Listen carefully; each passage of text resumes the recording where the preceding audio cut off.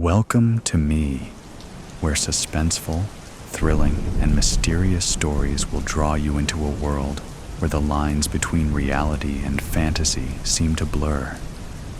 When the night falls, when all the sounds gradually quiet down, leaving only your own heartbeat and breathing, that's when these stories begin. Tensions, unsolved mysteries, moments that will make you hold your breath in fear or curiosity, all are waiting for you ahead.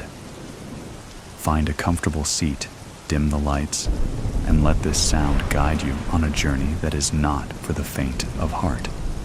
I want each of you to leave a comment sharing where you are in the world.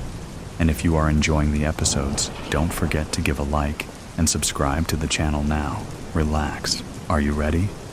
If so, join me in the first story right now. January 21st. It was another one of those days. The rain was pouring down like iron sheets. The train had come half an hour late, and I had lost my wallet in the station bathroom. In moments like these, you truly wonder whether a higher power was out to get you. When the train finally pulled up at 1:30, I glared it down. Most people would have been blown away by the pristine white sheen, the unnatural silence of the engine, or the blast of sub-zero aircon that streamed out of the open doors. But not me. 21 years of life had taught me enough about the world. I trudged onto the carriage at the end and plopped myself down on the backmost seat. If I had been just 10 years younger, no, even 2 months younger, I might have enjoyed the richness of the leather or the antique smell of the wooden armrests. But I wasn't the young fool that I once was. As we slowly pulled out of the gloomy building, I finally let out the breath I had been holding in all day. I knew where I was going, of course. I knew what I was going to do. Even without the map pasted on the chair in front of me, I knew the name of my destination in my bones. Sunset Station, where my path ended. I closed my eyes, listening to the rain platter against the window like bullets. The last lullaby I'd ever enjoy, I supposed. I fiddled with a golden chain strung around my neck. Not even a minute passed by when someone tapped my shoulder. "Is this seat taken?" I prized my eyes open and felt my heart skip a beat. She had flawless skin, about a shade darker than sandstone. Her jet black hair cascaded down in smooth waterfalls, gently brushing against her lower back. They formed a loose curtain over her chocolate eyes, which glittered like galaxies. A burgundy jacket was draped over her shoulders, the velvet seeming softer than cat fur. Her nails were dabbed with a light layer of wine nail polish, complementing her lips. Something about her seemed oddly familiar to me, even though I'd never met her before. "Is it taken?" she repeated. Her voice was a soft jingle, a quiet chortle. I blinked. No, I let out a tiny groan when she plopped herself down, the smell of vanilla following her. The one thing I didn't want to do was engage in conversation on the tail end of my journey. So of course, it was the first thing that happened. We sat in silence for a while, the pinging of the bullets of rain making the only sound in the carriage. I glanced out the window and heaved a sigh. The same flooded fields, dreary hills, the same ashen sky. I guess it wasn't much to miss. The speakers crackled to life, interrupting my train of thought. Welcome on board the Destiny Line. The next stop is Sunset Station, where this service ends. Sunset, sunset, sunset. Are you going to Sunset Station? The woman asked. I started and silently cursed myself. Oh, yes, I am. Didn't mean to disturb you. I chanced a glance at her face again. Where had I seen her before? A wide grin spread, flashed across her rose lips. That's splendid, she purred, blatantly ignoring all of the subtle hints I was dropping. As if on cue, she swiveled towards me. I heard there's a beautiful, ethereal wooden bridge there that overlooks a waterfall. You planning on going?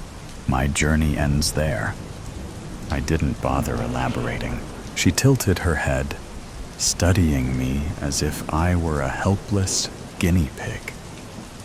I hated that, the way her brown eyes drilled right through me and came out the other side. There was something off about her. I just couldn't place my finger on what it was. Why did it all seem so eerily familiar? So you have gone there before, she pressed, her breath the sickening smell of peppermint. Surely you must have gone there with someone else. Yes. The word slipped out of my mouth like an eel slipping out of wet hands. How delightful, she exclaimed with a sharp giggle. I did too. Who did you go with? The question was a wrecking ball. Who? Her voice was a gong, the words, the beats ringing in my mind. My fiancé. Her stare was like a magnet, drawing out the words from my lips. Or, at least, she was. My voice was dark and bitter. What business do you have with my life? I'm only interested in my own life. She stared at her palms. At least, I hope I am. Something happened to me, and I need your help in making sense of it. That struck a chord with me. I'm sure you loved her, as I once did to my boyfriend. She was the fire to my ice, the black to my white, the day to my night, the sun to my moon, the joy to my grief, the good to my evil, the hope to my grief, the solace to my rage, the life to my death.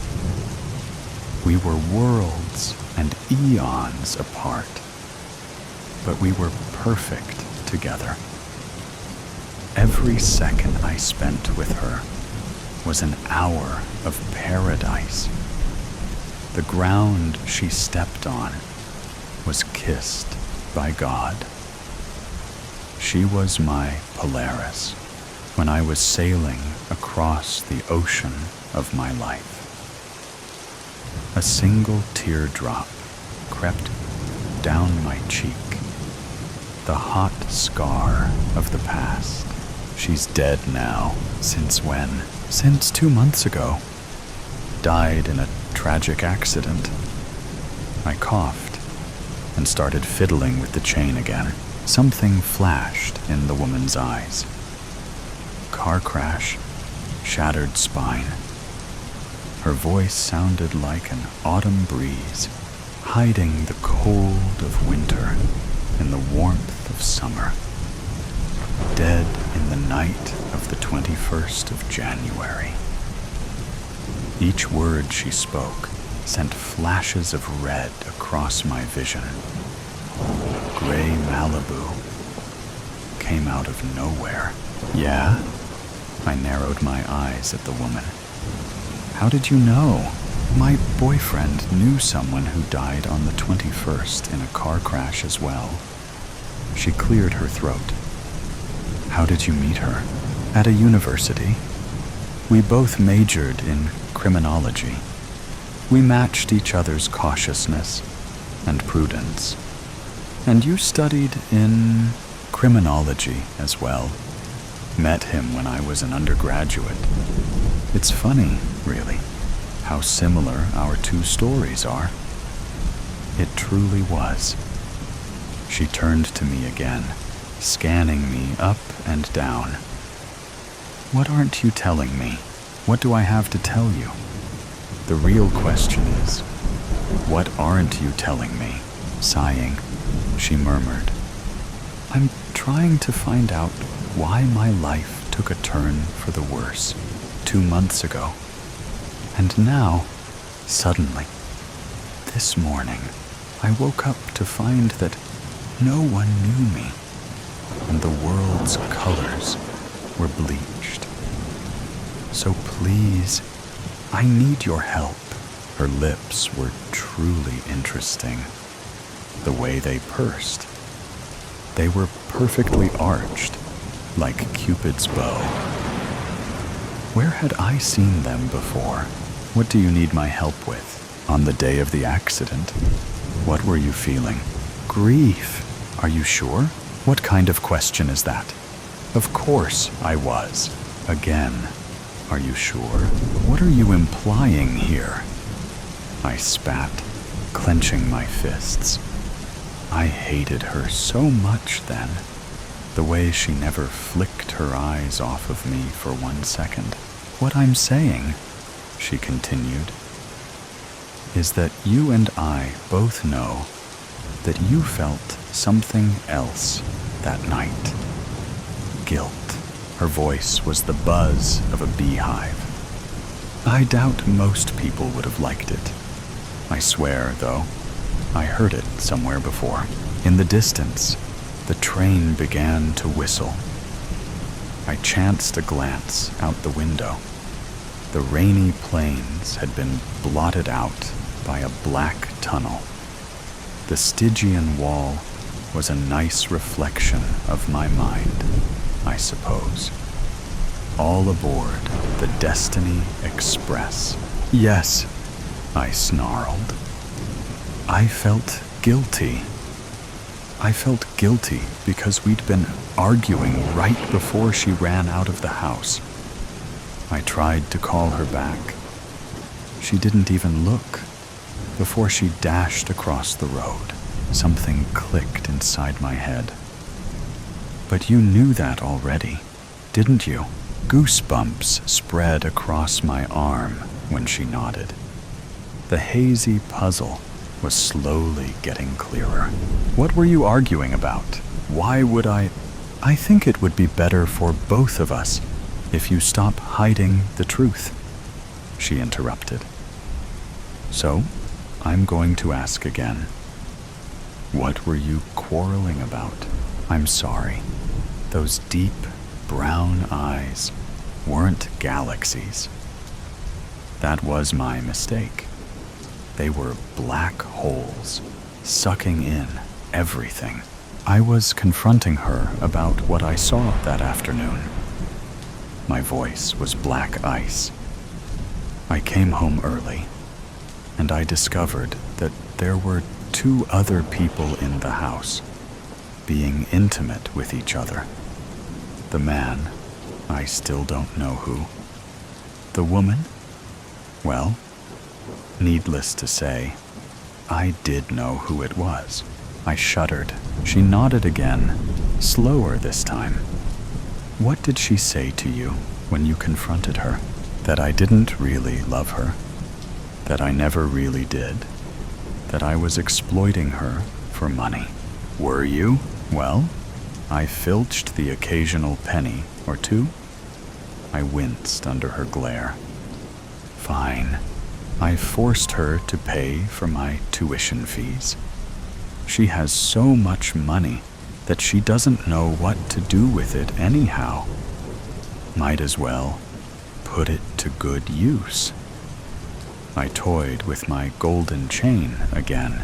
The woman didn't seem to agree with me, but she moved on. All right. I think you've helped me clear up a lot of problems now.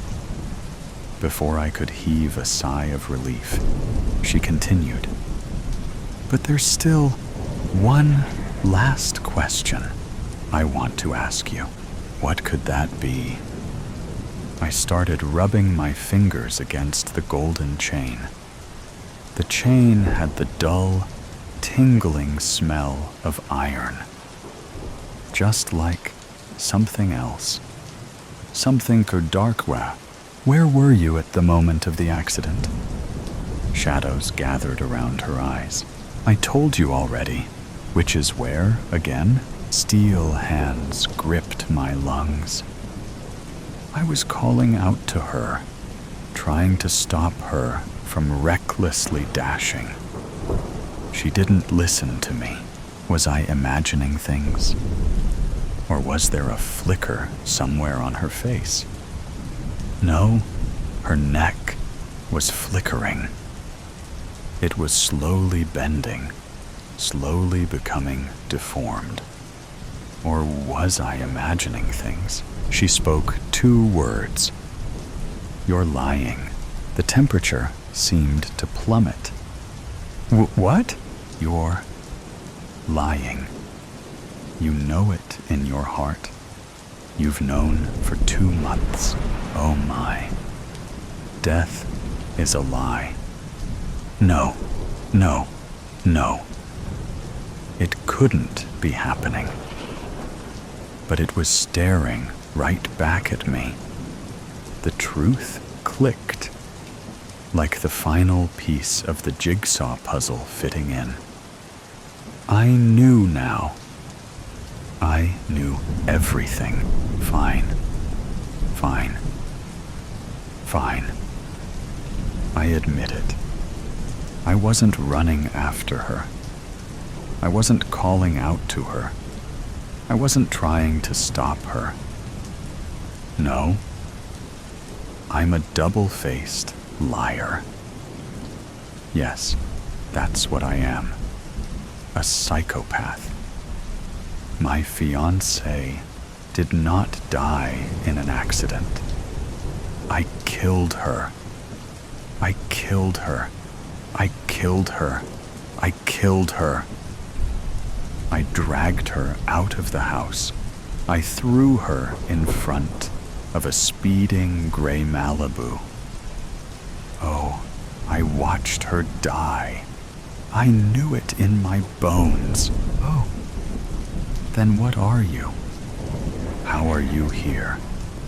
Haunting me to my very last day. Why have you come back? Why? Are you even real? That, she whispered. You will never know. You have lived 2 months in anguish because I never truly left you. Every hour of your life has felt like a tortured second crawling by. Just look at what's hanging from your neck, the golden mark of Cain. I tore it off the chain and pressed it against my face. No, forgive me, please. Tears streamed down my face, a waterfall of guilt. I'll do anything. The train came to a stop at the station. Sunset. The end of the line. Oh, her smile. I hated her smile. The way they were draped over the fury within her.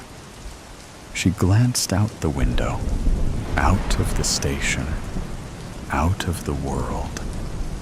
I followed her gaze at the bridge overlooking the waterfall, where it all began. There's always a way out. She stood up. How horrible she looked. The way her head was tilted to the side, almost as if her spine was broken. I trust you'll know what to do. Goodbye, Daigle. She stepped off the train. It's only the beginning of trouble.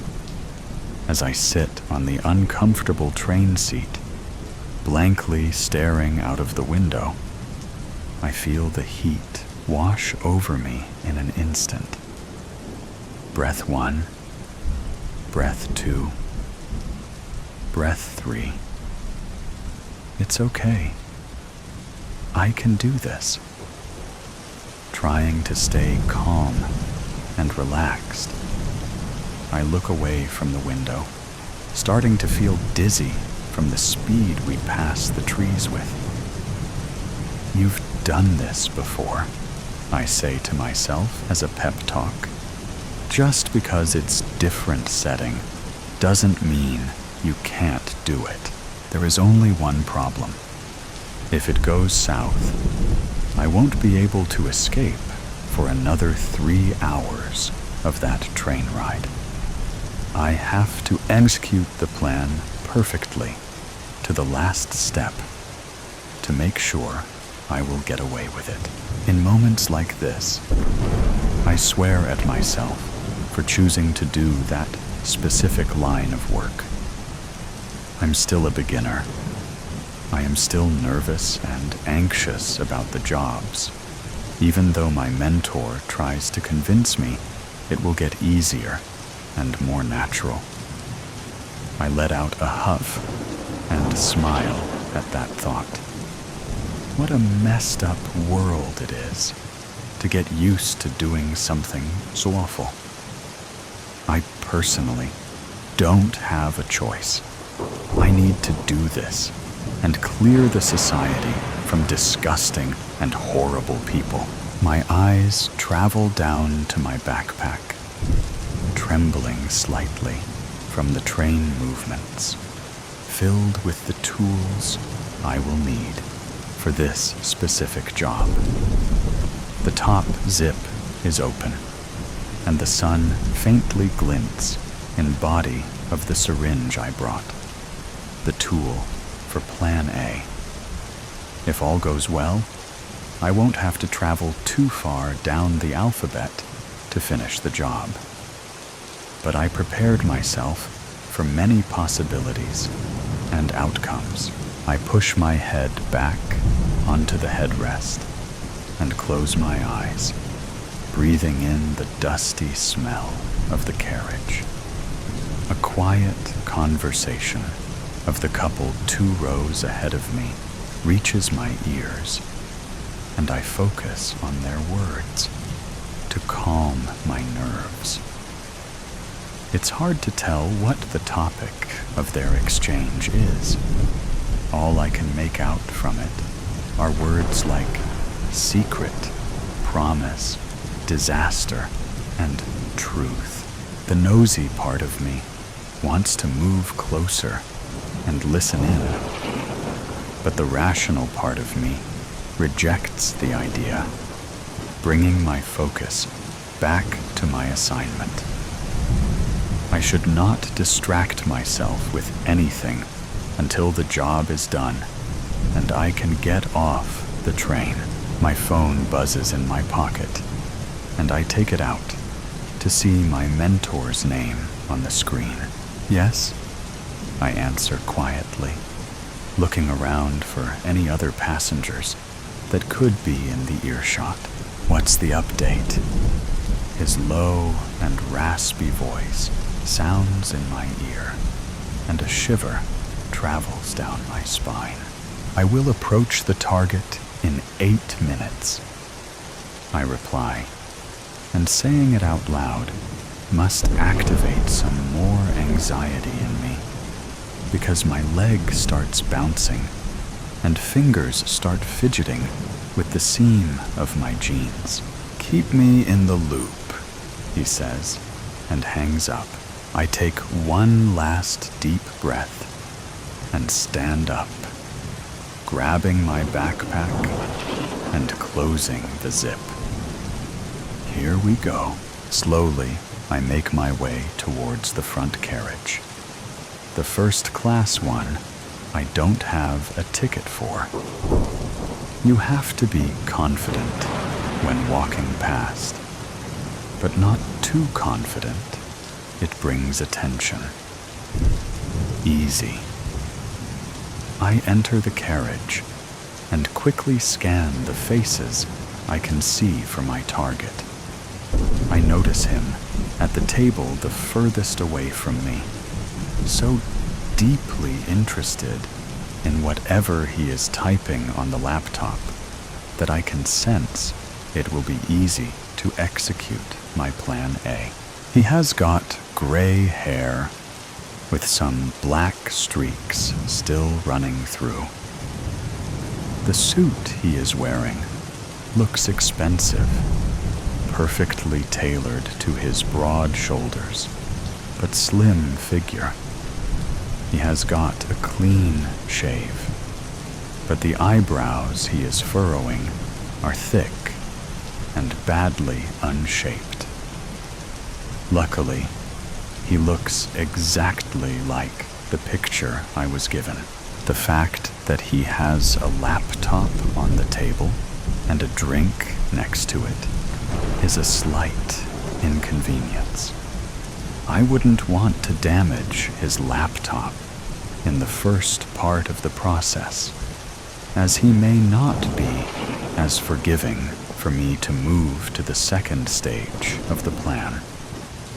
My movements have to be even more careful now. I cannot afford to make a mistake here. I shuffle my backpack and tilt it to the right side, which is where the tables are.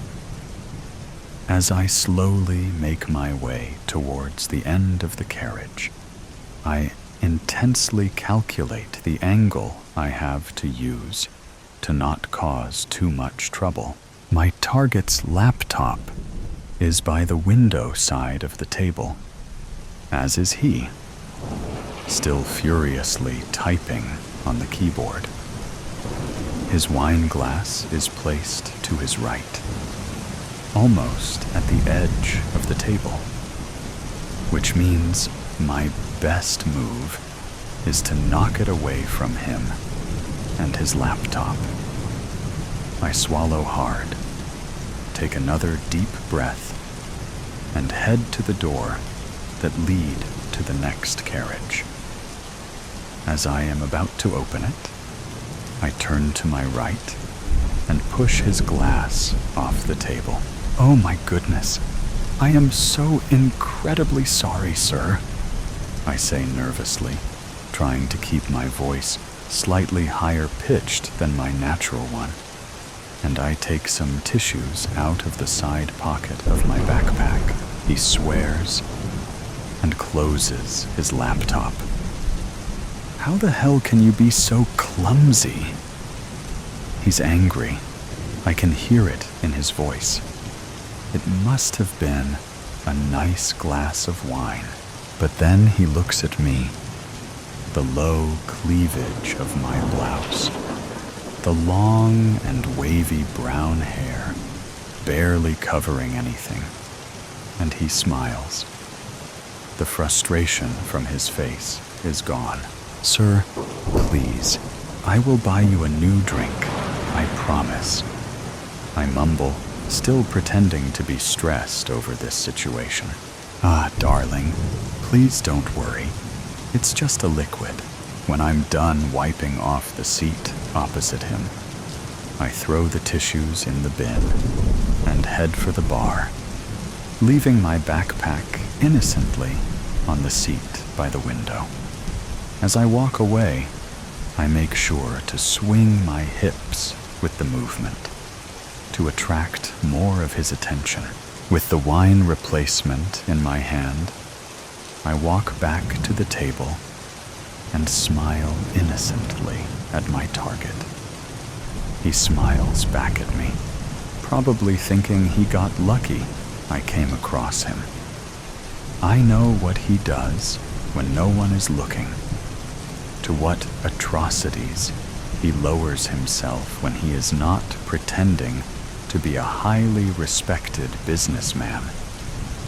And I also know that my silly outfit and clumsiness made him incredibly happy. Wipe this smile off your face, you monster. You have no idea what's coming. I sit on the bench I just wiped off and push my backpack under the table, right by my legs. My name is Cassie, I say, and gently bat my eyelashes at him. I hope I didn't spill any wine on your gorgeous suit or very expensive-looking laptop. I chuckle nervously, waiting for his reaction. Well, Cassie, I think you just got lucky. Nothing seems to be damaged. I look at the table behind the laptop. Actually, there may be a little left here. Please, let me... I lean to my backpack under the pretense to get the tissues, and with them, I take out the syringe and place it on my lap. After wiping the invisible stain off the table, I smile at my target again. Thank you for being so understanding. Of course. Before he says anything else, I stab his thigh with my unassuming weapon, and his eyes open wide. What did you just do? Shh, I say in my normal voice, and watch him slowly drift away. Have a nap, sir. In flight. Meal. Leo was not a fan of flying. Not like this. Sitting quietly with strangers in an enclosed space, like he was back in the classroom. That was one of his ideas of hell. He had many ideas of hell, and very few of heaven.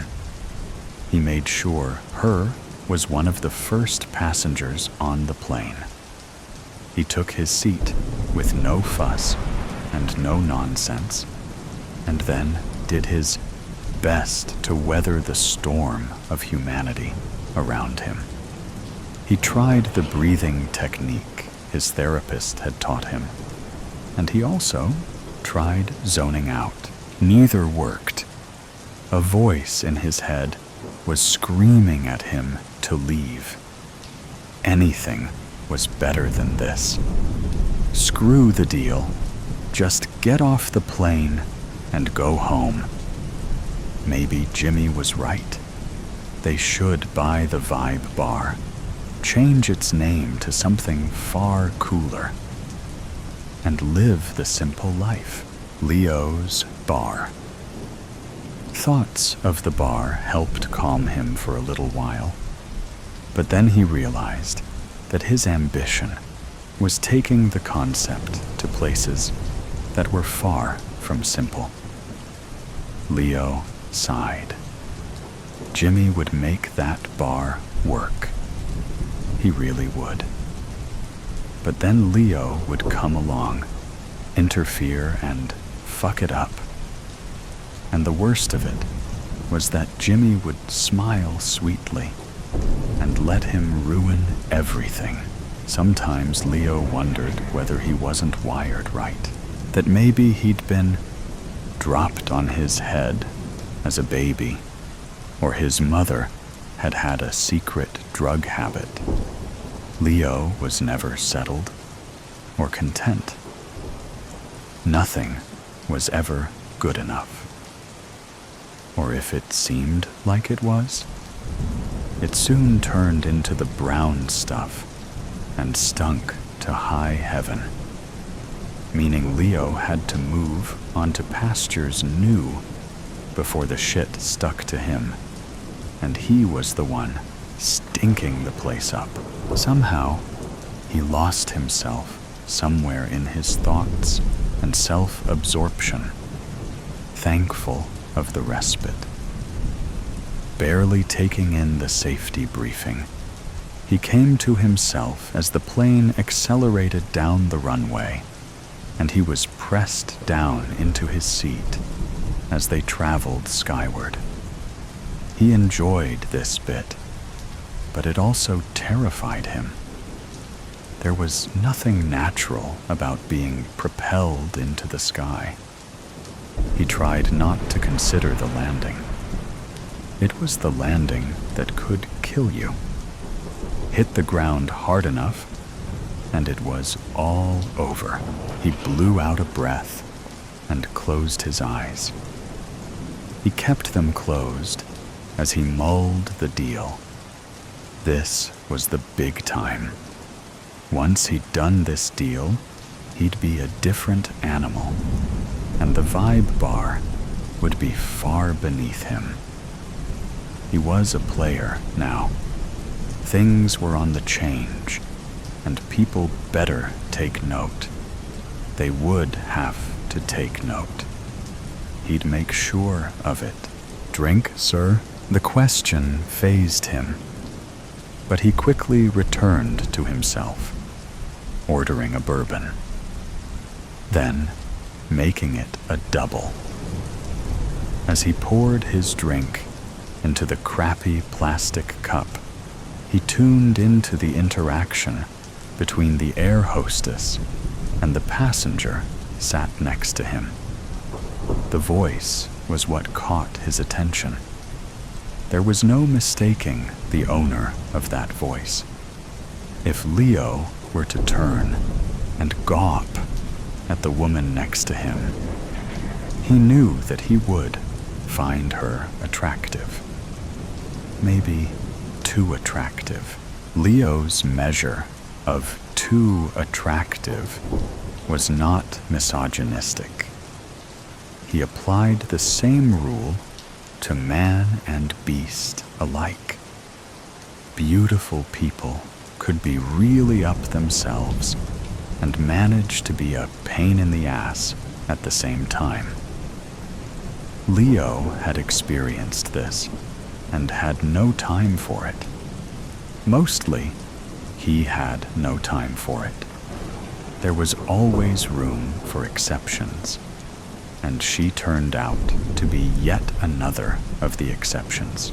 "Hey," he said as he turned to greet her. "I'm Leo." She smiled and nodded. "I'm Grace." "Nice name," he told her. And for once, he thought he might mean it. There followed a silence that could have been awkward, but instead was filled with anticipation, or at least was as far as Leo was concerned. "I don't usually," he began, but trailed off as both the words and the sentiment felt off kilter. "I bet that's what you say to all the girls you sit next to on a plane," she said, with a hint of humor in her voice. That voice. There was something cathartic about it. Not only that, her very presence was doing something to him. Some things. He was regressing. A young boy around the babysitter. A pretender to a throne he never thought he would ever sit on. His body was fizzing, and his brain was spinning so that he couldn't think straight. "So, Leo," she said, "what is it that you do?" That last word was heavy with meaning, but he could not discern it. "I'm a businessman," he replied.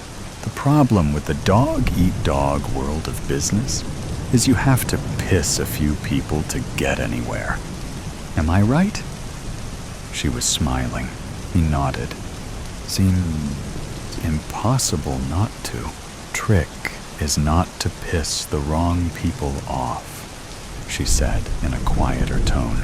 Leo paused for a moment, his face a question.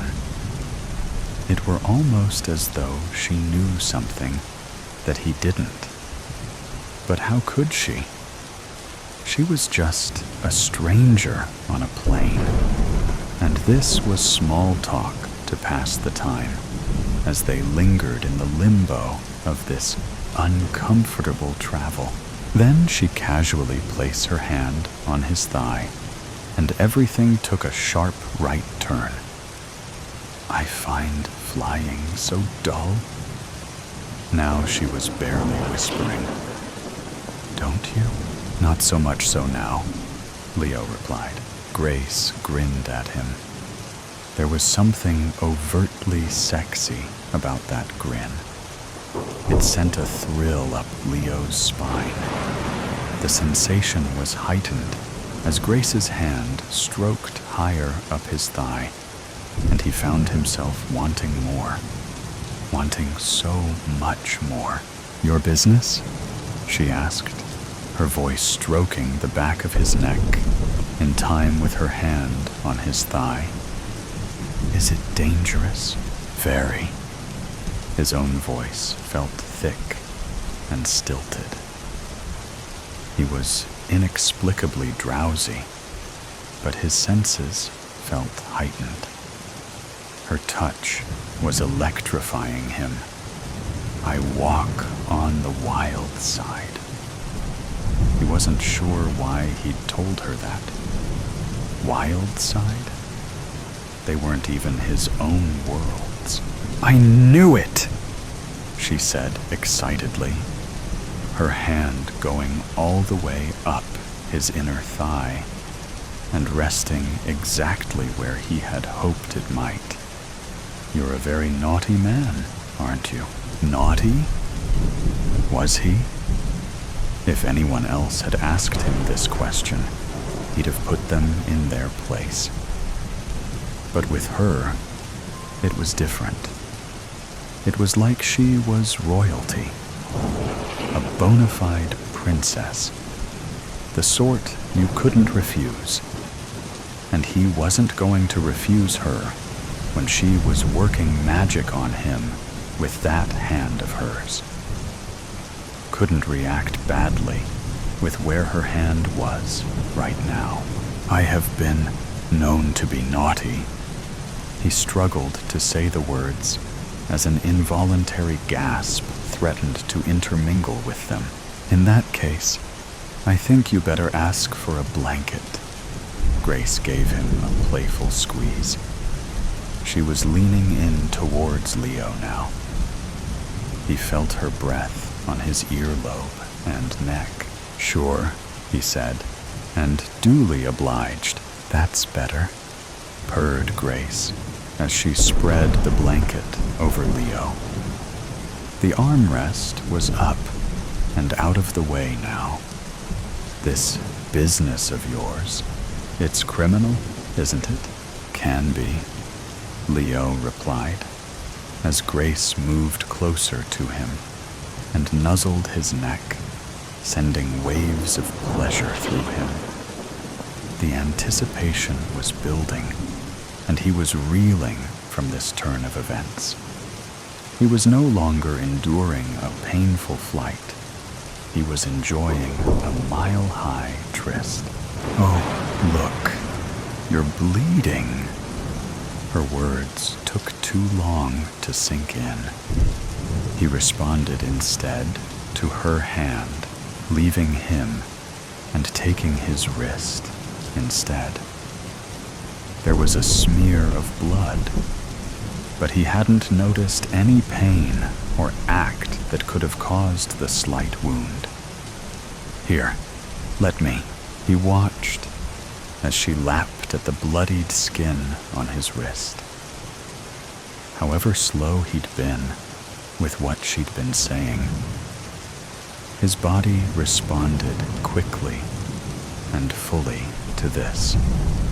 She was sending waves of pleasure through him, and his imagination was going to the best of places, even before she began kissing and then sucking at his flesh. He'd never known pleasure like it. never realized how sensitive his wrists were. They sat like that for a while, Grace lapping and kissing him as he looked on, Leo doing his best to stifle his moans and hold himself back. The way he was responding to her, it was like his first time, but he had decades of experience to bring to the party. Something so simple as kissing his wrist. Who knew? And if she could have this effect on him as she did this, what further pleasures awaited? He was disappointed when she stopped, resisting the urge to ask her not to cease, putting a hold on begging her for more. Instead, he went for small talk to disguise his blatant need for her. "What do you do, Grace?" he asked, as she slipped her arm around him and drew closer to him. Her hand was wrapped around him now. It felt so good. He barely registered her having undone his belt and trousers, losing his touch, drowning out the dissenting thoughts, going with it. He'd seen plenty of action before today, but not like this, not with a woman like Grace. And she was doing things to him that he didn't know were possible. He wanted her more than any woman he'd ever met, wanted to give himself over to the pleasure he knew she could so readily bestow. Her voice, her presence, it had spoken of this, drawn him in. Now she was fulfilling the promise that was made as soon as they'd taken their seats on this flight. A chance encounter that was blowing his mind to pieces as she stroked him and pleasured him. She answered his question with that voice of hers. "I deal with the naughty boys. I eliminate risks," she breathed into his ear. "And you've been a very naughty boy. Fran Johnstone is not happy with you going behind his back with this deal of yours." His eyes widened in shock, but he barely had time to let the words sink in before her teeth sank into his neck. His back arched, and he wanted to protest, to struggle, but it was already too late for that. Too late for Leo. Grace took her time and enjoyed her in-flight well. These business trips were very lucrative for an assassin with her skills and proclivities, less so for loose cannons like Leo. The road to nowhere. I yawned and rubbed the sleep away from my eyes, looking around. The flickering lights of the train windows I had gotten so used to were gone, and all I could see were the dim white lights that lined the aisle of the train car. I glanced around at all the empty seats, confused. Why was I here? Why was the train empty? And why wasn't it moving? Confusion overtook me, followed by panic. I shot to my feet and strode to the end of the train car, trying the door at the very end, but it wouldn't budge. I quickened my steps to the other side, my shoes clanking on the metal floor, and tried the sliding door. This one opened like a dream. Excitedly, I stepped out of the train car onto the solid ground I knew would be there, and promptly fell. There was no ground. There was no sky. There was just nothingness.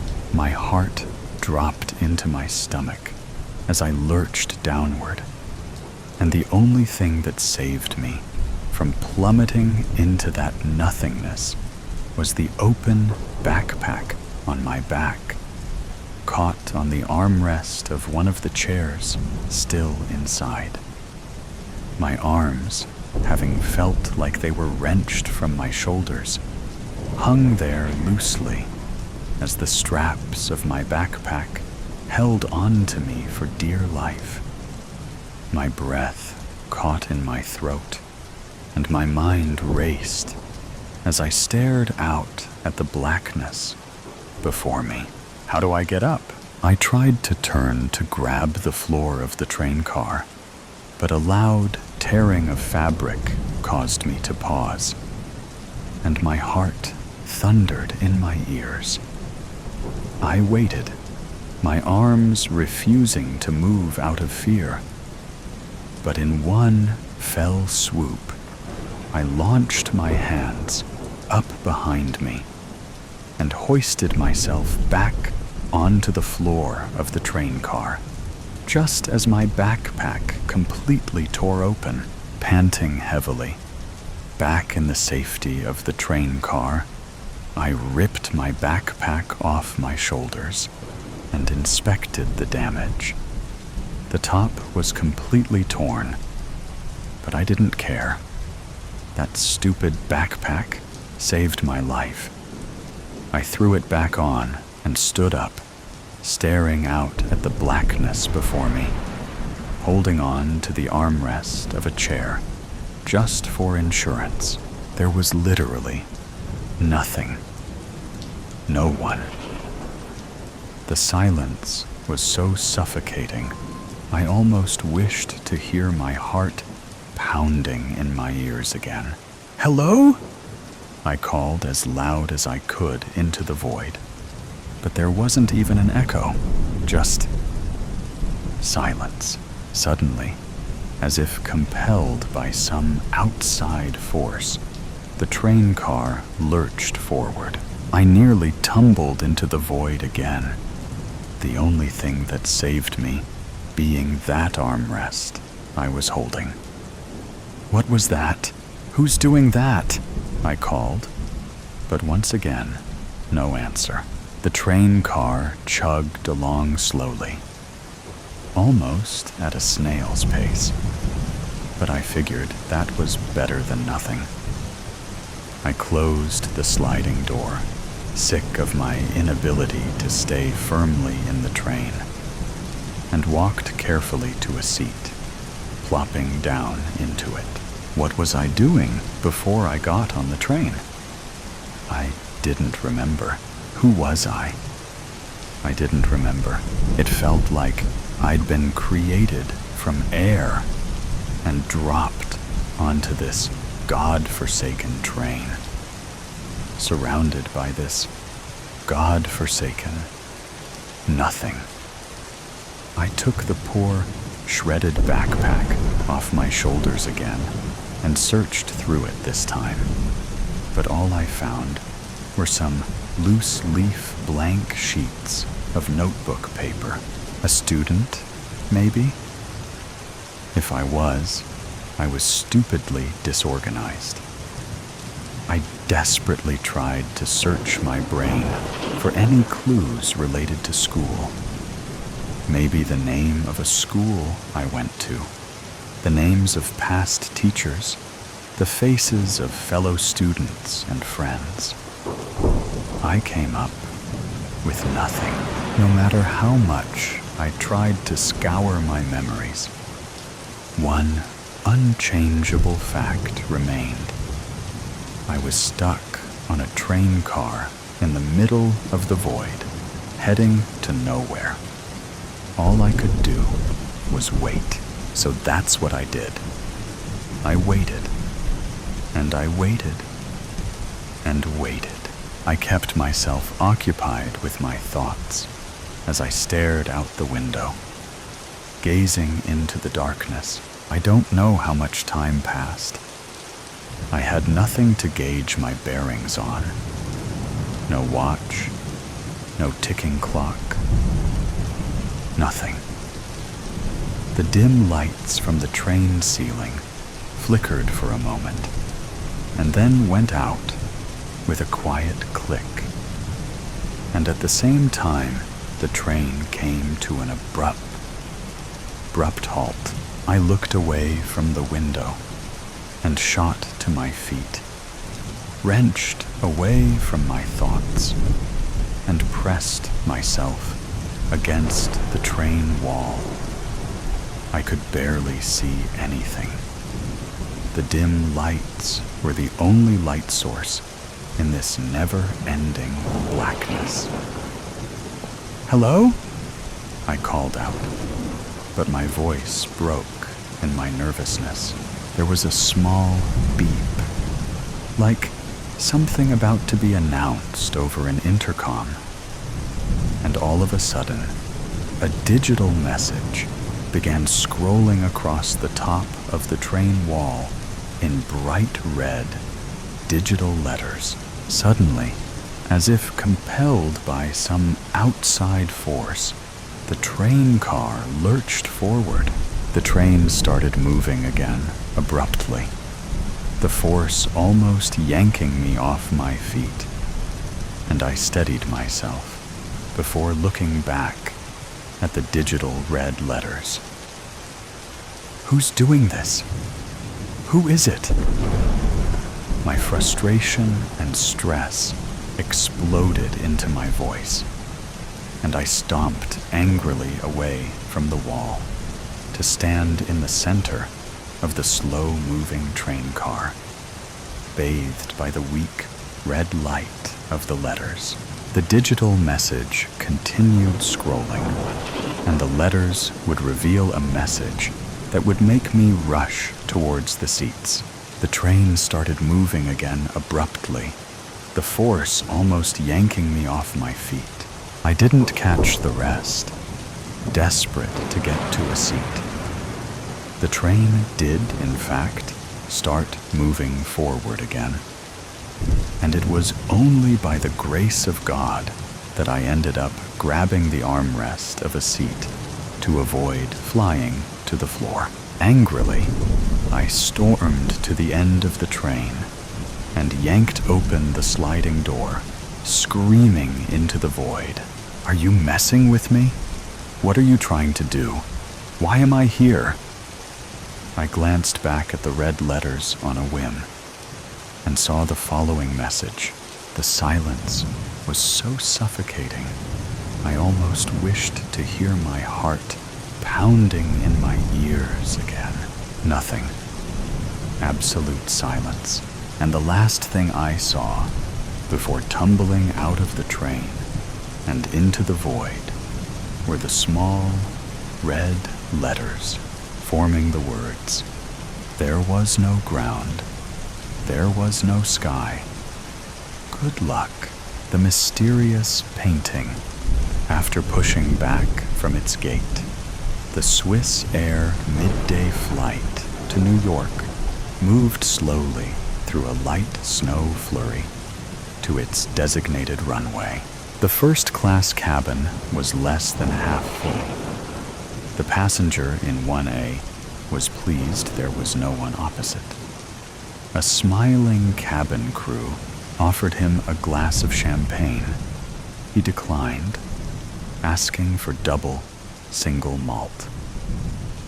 He thought about the voicemail, a somewhat guarded call, coming from someone he hadn't spoken to in 15 years. What drove his final response was the email attachment that followed. He'd tried retuning the call, but it went to voicemail. He sensed something was wrong. He'd barely had time to return to his apartment from where he'd been staying, find his passport, pack a new bag, and take his car service to the airport. Something was telling him Missing the flight was not an option. Philippe Abano was an internationally recognized art specialist, having spent 35 years researching the French Impressionists, a group of artists whose collective works, long after their passing, at auction, would shake the art world to its foundations. As with many famous artists, there were finished canvases, although documented, which had never been located. The Nazi art plunder, which began in Germany in 1933, contributed to the loss of artworks across Europe. The French Impressionists were not exempt from this pillage. 48 hours previous, Marie Le Pen was an art restorer. She worked almost exclusively for the Metropolitan Museum of Art, specializing in the restoration of damaged watercolors. On occasion, she did private restoration with the museum's knowledge. She'd taken a call from a person representing a Mr. Retzlaff, saying she'd been recommended by her superior at the museum as someone to inspect a damaged watercolor he possessed. Marie, who loved her work, agreed to view the painting. She agreed a time the following day. Mr. Retzlaff would send a car. Very swish, she thought. After offloading her bags from the limousine sent for her, she looked around. The street was amazing. Narrow with private residences, no commercial properties.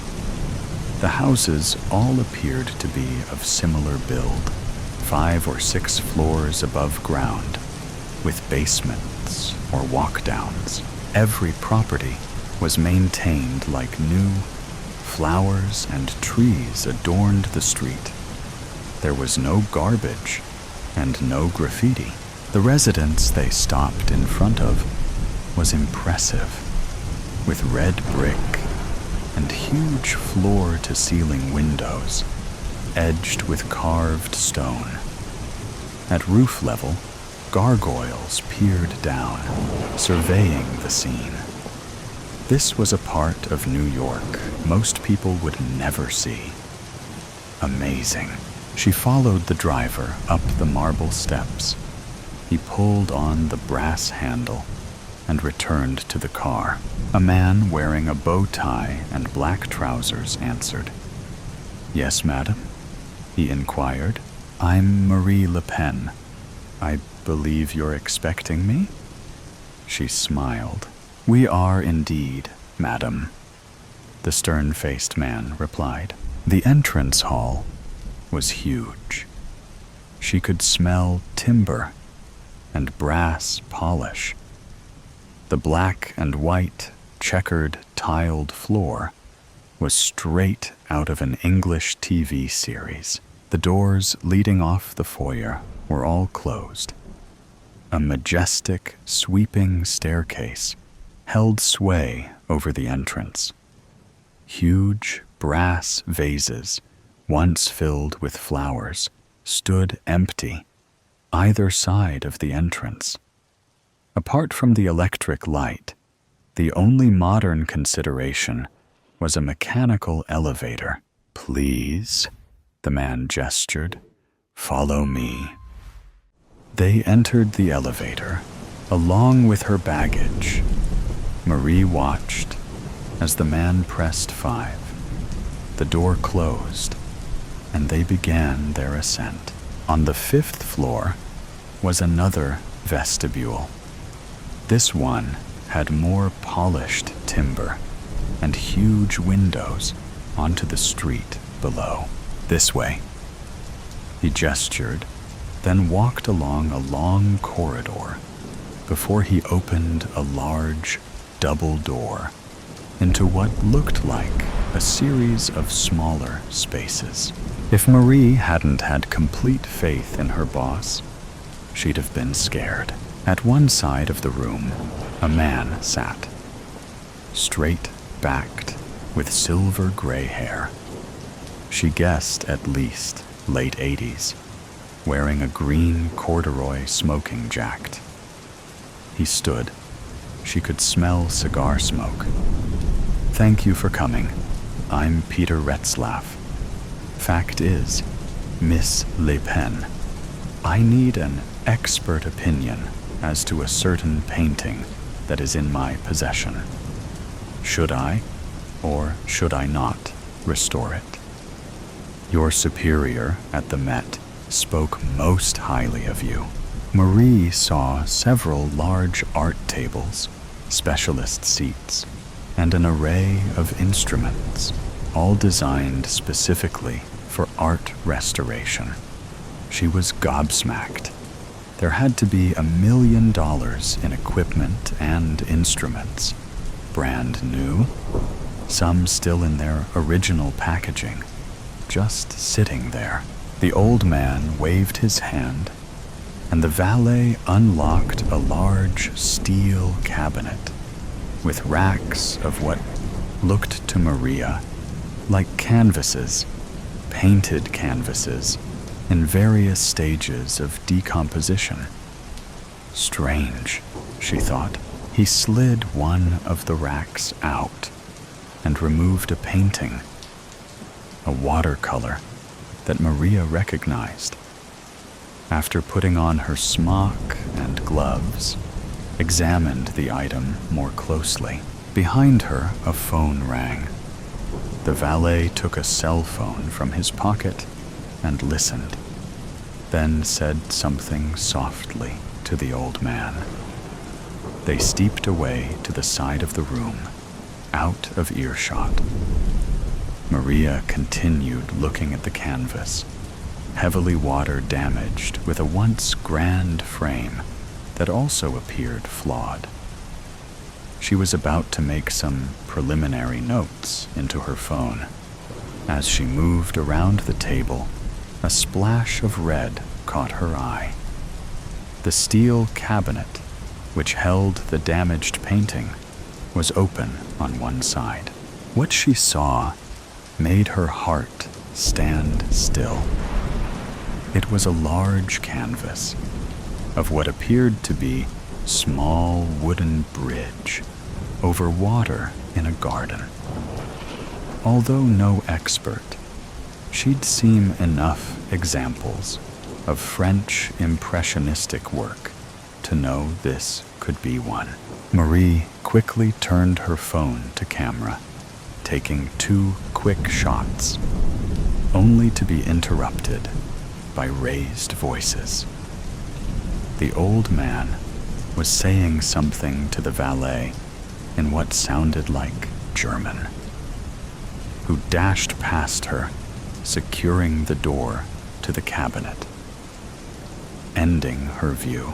She said nothing, returning to the recorder in her phone, her head down, trying to appear as though she was concentrating. The old man looked suspiciously at her, said nothing. She could feel his eyes. "My God, what have you just seen?" she asked herself.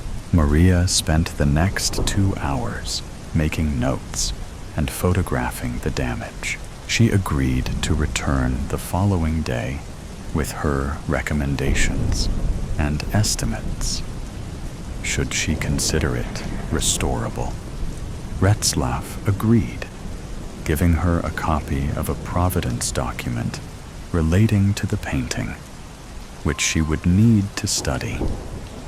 He told her he would send a car for her at an agreed time.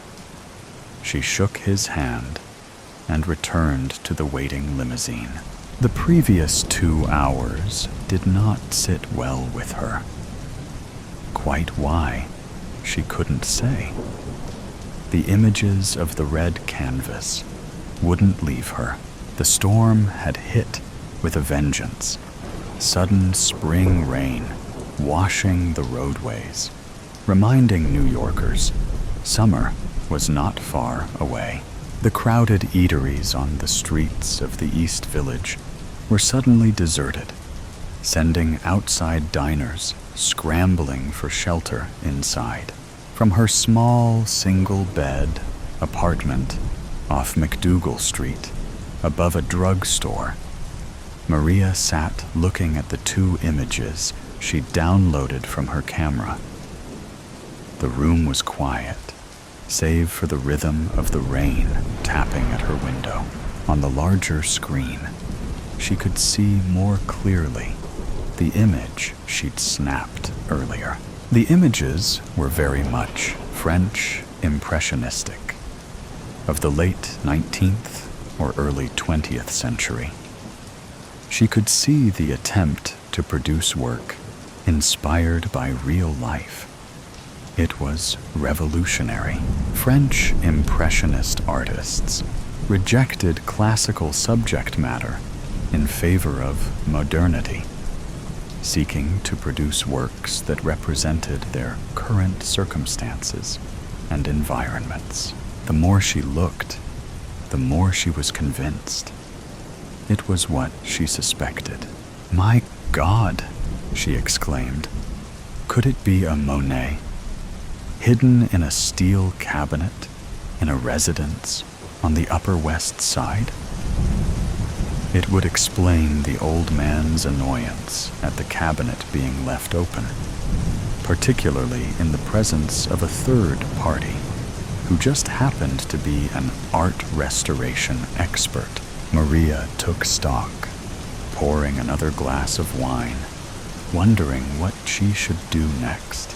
She thought about the man who had mentored her 15 years ago at Switzerland's largest art museum, the Kunsthaus Zurich, Philippe Abano.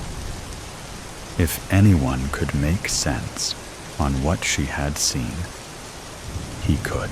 She'd not had any contact with Philippe for over a decade.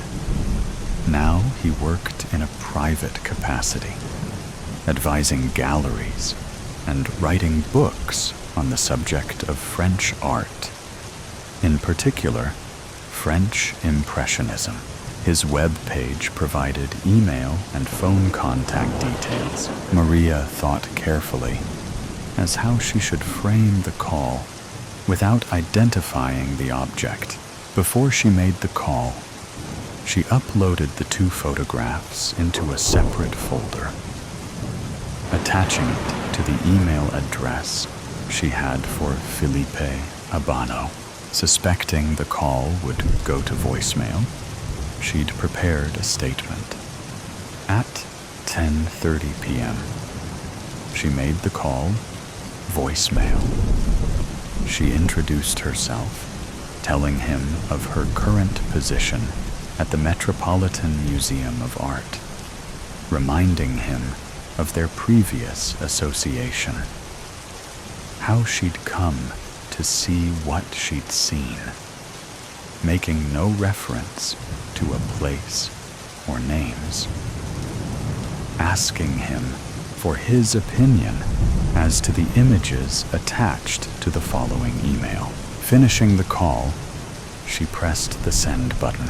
In the street below, a man sat in a black limousine, its wipers on intermittent sweeps, clearing the spitting rain, watching the illuminated small window above the drugstore. The Swiss Air flight gathered speed as it approached its takeoff point at Zurich Airport. Food and service trolleys rattled in their compartments as the aircraft's nose finally lifted into a gray, overcast day, the engines screaming. Philippe Abano was anxious and at the same time nervous, processing what he'd heard and seen in the previous few hours from one Maria Le Pen. Once the pilot had removed the seatbelt sign, he reached for his laptop. Putting on his glasses, began his search. East Village, New York City. Detectives. Allison Maroney and her partner, Alex Sonny, stood at the open door of 1A, the apartment above the drugstore in the East Village. They flashed their shields at the uniform on the door. "What we got?" Allison inquired. The uniformed officers' badges read Lomax. "So, Officer Lomax, talk to us." The officer opened his notebook. "A deceased female found dead after we gained entry, possible gunshot. A Miss Holland." He gestured upwards. "In 2A, reported a cat calling and scratching at the deceased's door. Apparently, the tenant regularly let her cat out when she came home from work, and then opened up when Pussy wanted in. Except, this time, no response. Cat keeps calling. She, Miss Holland, knocked. Nothing. As she heard the tenant arrive earlier that evening, she was reluctant to use the spare key she had, deciding to call 911 instead. We attended. The cat was still scratching at the door. Miss Holland gave us the key and witnessed a non-forced entry. We discovered the body and called the station, securing the scene. The ME, who arrived shortly after we called it in, puts time of death at around 8 p.m., give or take. Pulling on latex gloves, Detective Maroney knelt next to the body. ID? Yes. A wallet with cash and cards. A Maria Le Pen, 37, works at the Metropolitan Museum as an art restorer. ID shows her address as here. No driver's license. Detective Sonny moved carefully around the small room. Laptop? Cell? Neither, though I'm guessing she had both. They're chargers for each in here and in the bedroom. To recap, Sonny offers. No phone, no laptop, nothing taken except said cell and computer. Not a robbery then, and no sign of a forced entry. Sonny looked at his partner skeptically, shrugging his huge shoulders. Single gunshot between the eyes, small caliber, maybe .22. Very professional. This look like a hit to me, Maroney offered. What do you think? After 3 hours of intense in-flight investigation, Philippe Abano concluded it was a work by Claude Monet, albeit a later work. His once subtle transitions between shades became bolder and less precise, reflecting the challenges posed by his deteriorating eyesight. Monet's health struggles extended beyond his eyes, but his vision loss had the most direct impact on his art. And it was this Philippe Abano recognized. He'd even found a reference to a non-catalogued work titled Pont sur l'eau bleue, Bridge over Blue Water. It was listed as one of several, being prepared by Monet's agent for exhibit in Paris. The exhibition never eventuated, the listed paintings unaccounted for. This was no great mystery for Armand. A number of explanations could be found. The artist withdrew the works, no reason given. An issue with the gallery, or sold before exhibition. The latter Armand found more convincing. It would also explain its anonymity for over a century, a private or family collection that may have suffered at the hands of the Nazi art plunder of the 30s. The whereabouts of many were still unknown. Either way, a mystery that may well be explained when he was to meet with Maria Le Pen in 4 hours' time. The seeds of dominion. 1. I always knew the world was constructed on lies. Not minor falsehoods or innocent misunderstandings, but carefully cultivated fabrications designed to shape reality. From my earliest memories, even before my parents disappeared, I sensed that truth was not something freely given. It was deliberately hidden, erased, and rewritten. My parents were among the first to resist. They stood against the dominion when resistance still felt possible, believing knowledge was a right worth risking everything to protect.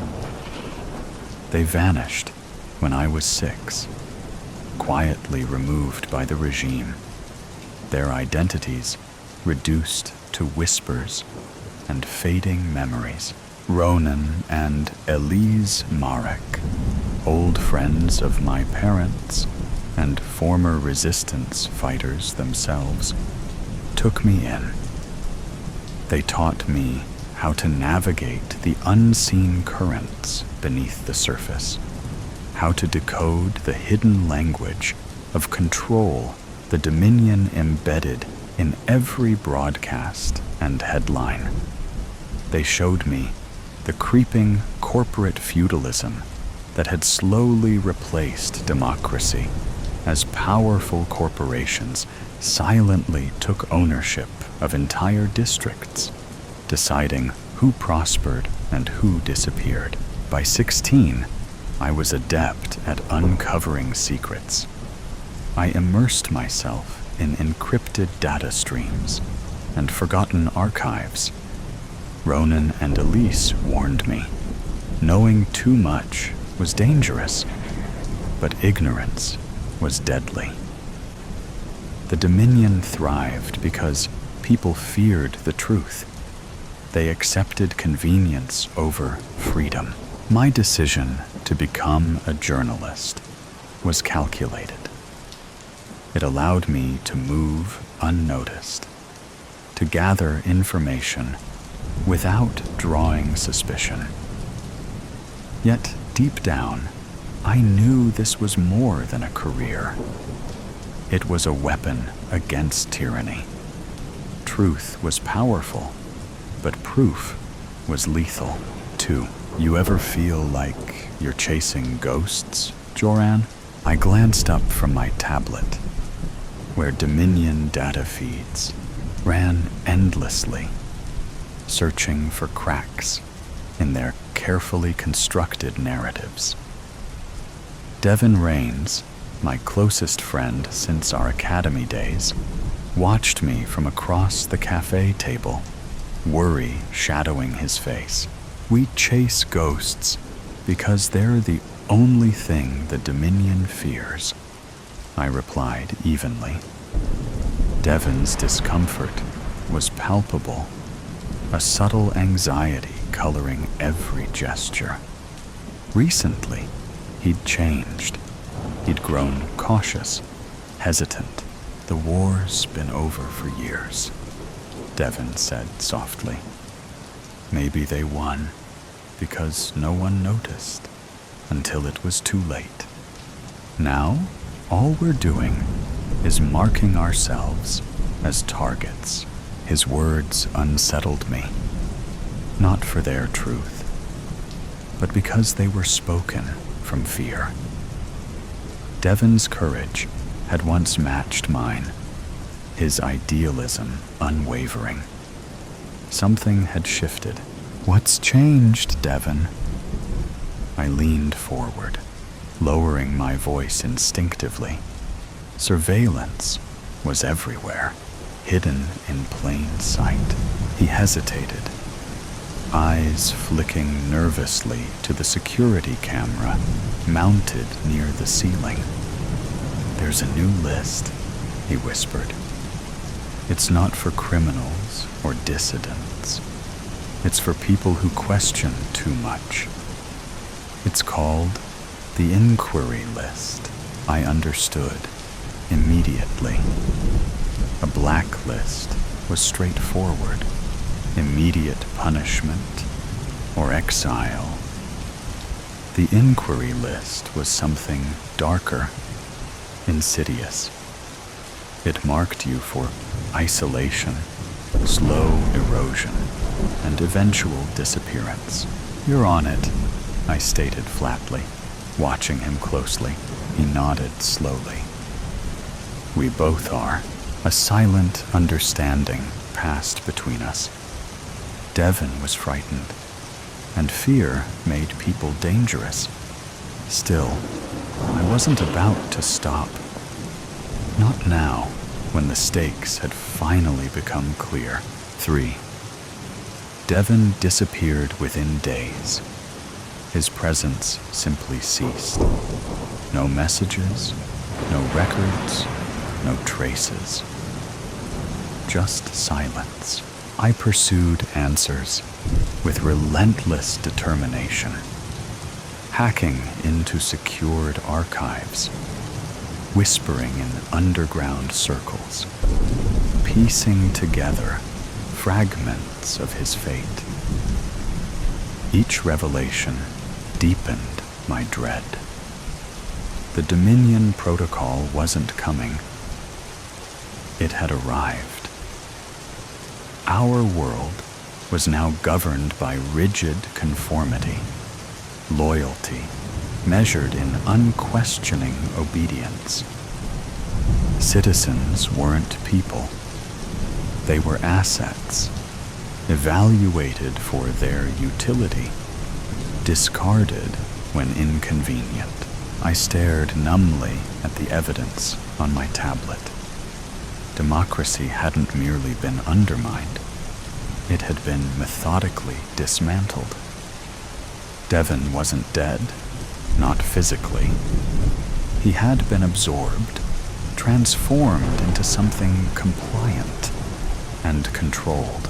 4. I knew when they would come. Patterns were easy to spot if you paid attention. Increased drone patrols, subtle shifts in daily broadcasts, neighbors becoming suddenly distant. It was all carefully staged. When the knock finally came, I was already on the move. Out through the fire escape, down silent alleyways, navigating shadows with practiced ease. My heart pounded, but my breathing remained steady. Panic was a luxury I couldn't afford. The train station loomed ahead, my gateway to the industrial underground. Passengers waited silently, their faces blank, eyes fixed firmly forward. I slipped onto the platform just as Dominion enforcers emerged, their armored presence imposing and inevitable. Joran Vale, the voice sent a chill down my spine. Not the enforcer's voice, but Devon's. I turned slowly, dread twisting inside me. Devon stood among them, dressed in Dominion black, his eyes hollow and distant. I recognized the vacancy instantly. The Dominion had taken not only his freedom, but his spirit. "Come quietly," he intoned, emotionless. "You gave in," I accused bitterly. "They made you afraid, and you surrendered."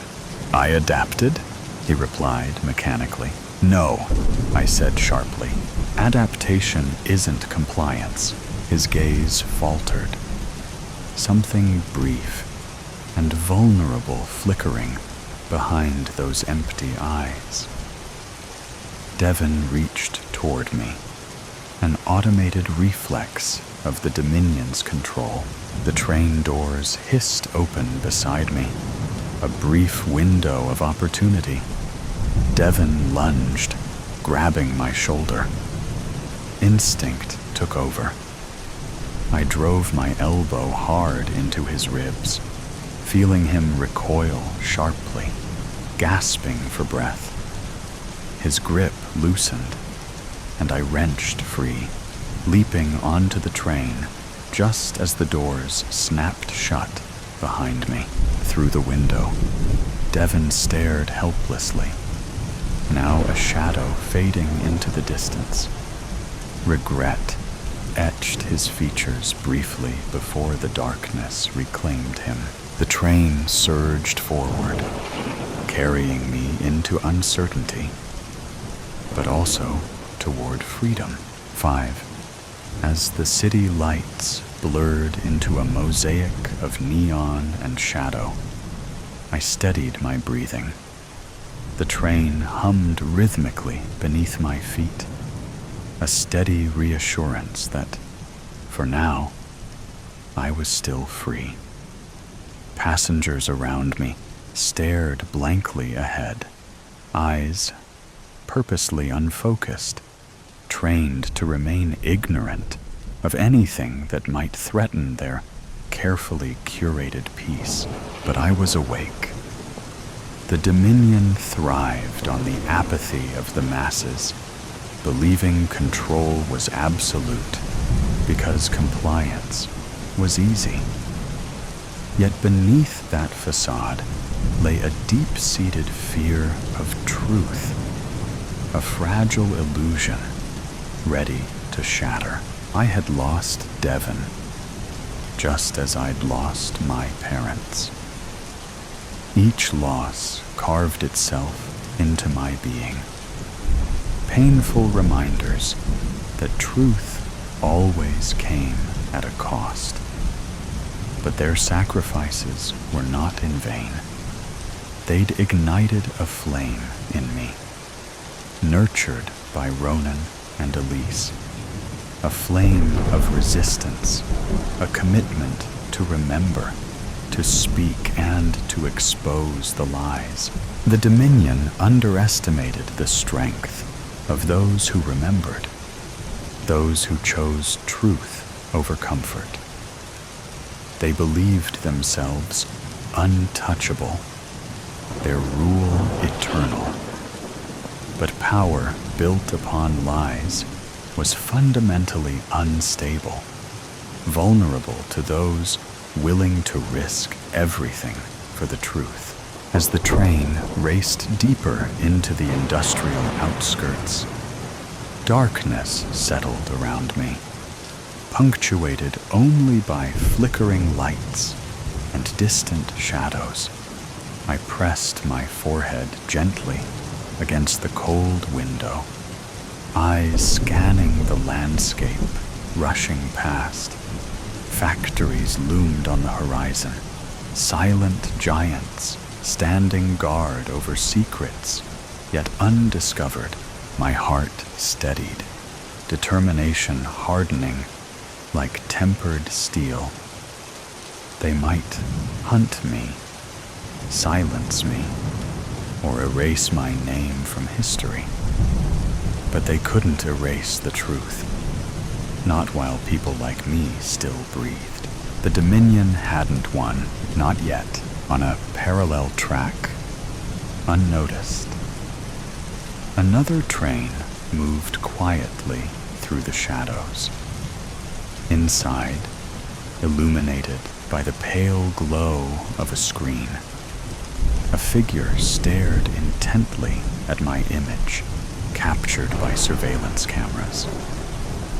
Eyes narrowed thoughtfully, studying every detail of my escape, every gesture, every defiance. From the tinted window of his train car, Devon watched the darkness unfold, shadows reflecting in his eyes. Eyes no longer hollow, but haunted by the flicker of something forgotten. He whispered softly to himself, a truth long buried, but impossible to erase. The truth is not a ghost. It is a weapon. And outside, the city faded slowly into darkness. The trip of a lifetime. The trees are so much bigger out here, I said, as I looked out the passenger side car window. We were driving from the airport in the cab we just got. The lady driving was rude. She barely even looked at us. But we're out of there, and officially on vacation. The flight was long. I tried to sleep, but the man next to me was a talker.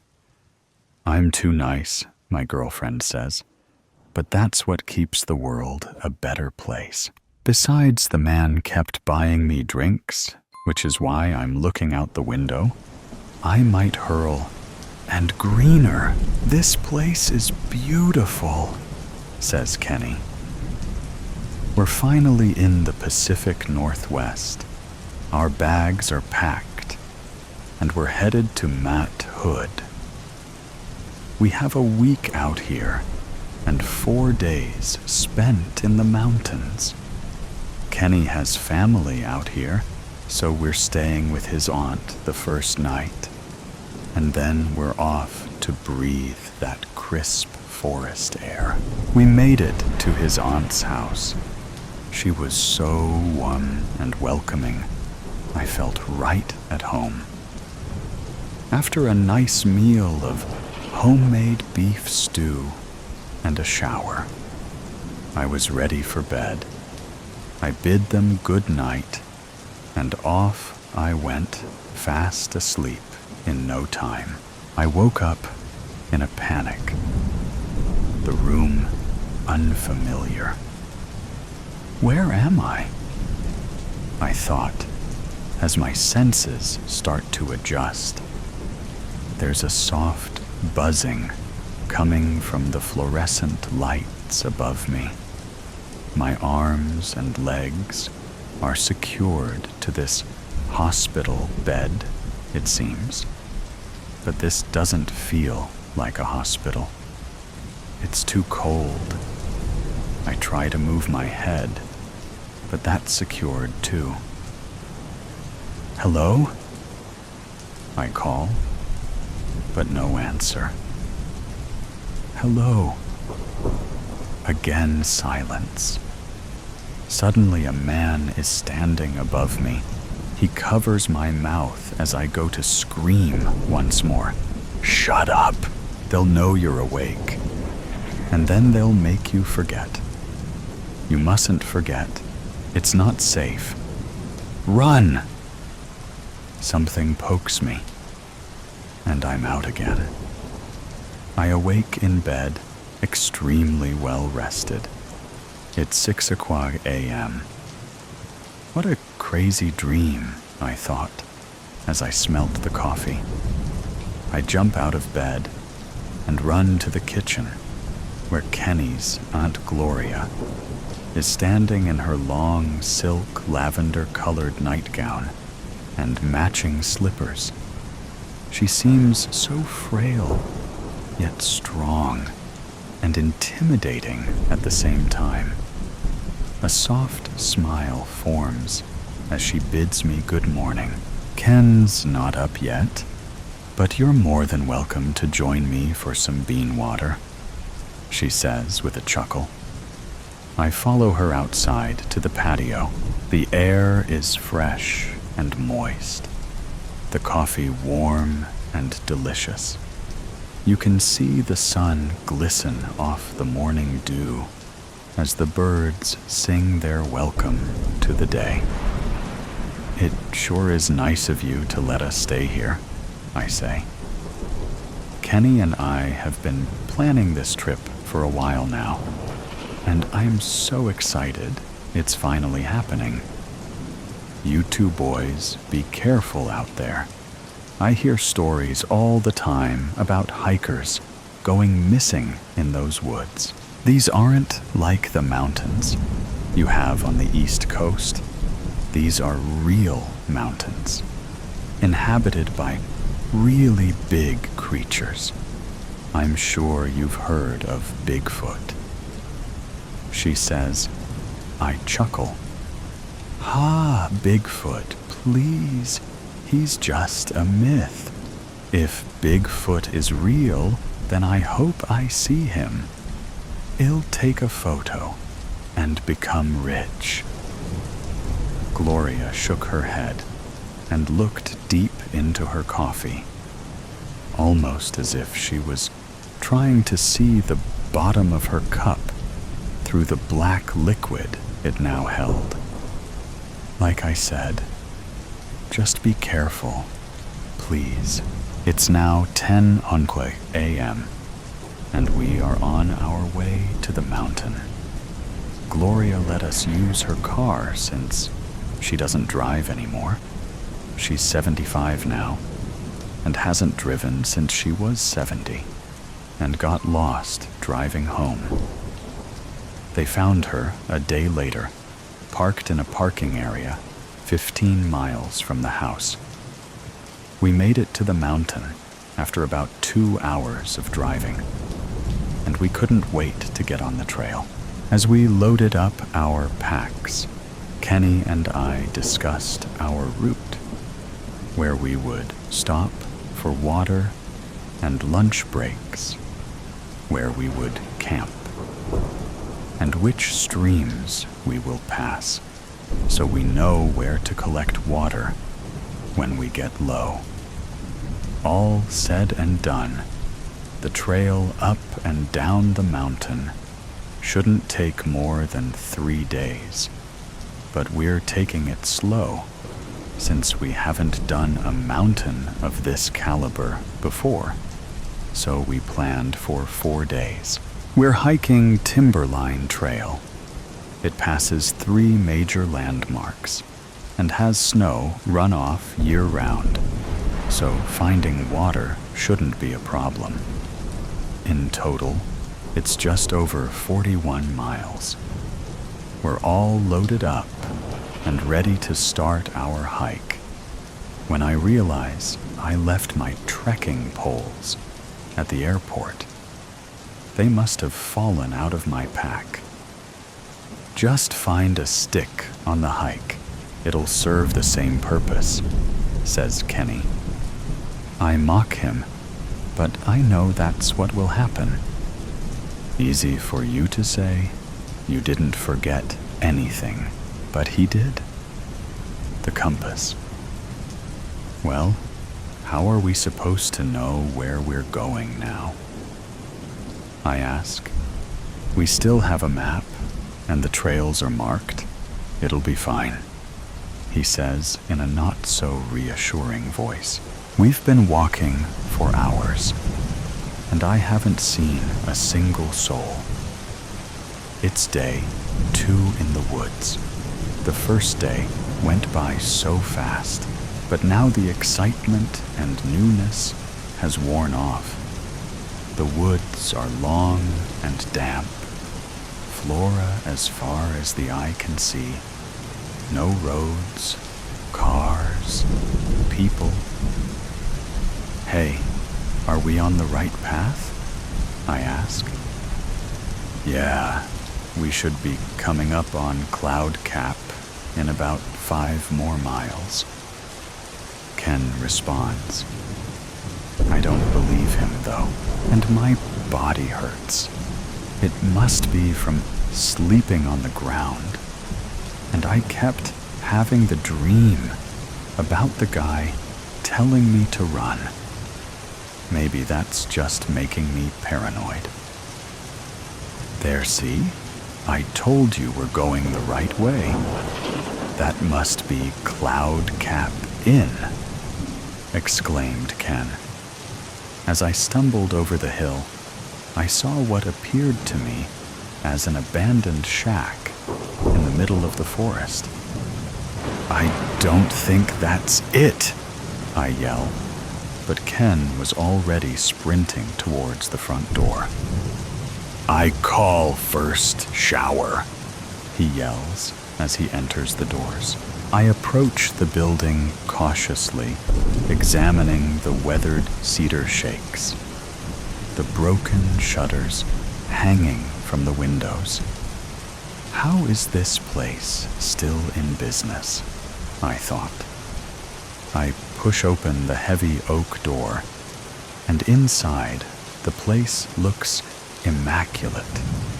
It's an open floor plan with 2 massive fireplaces at either side of the room.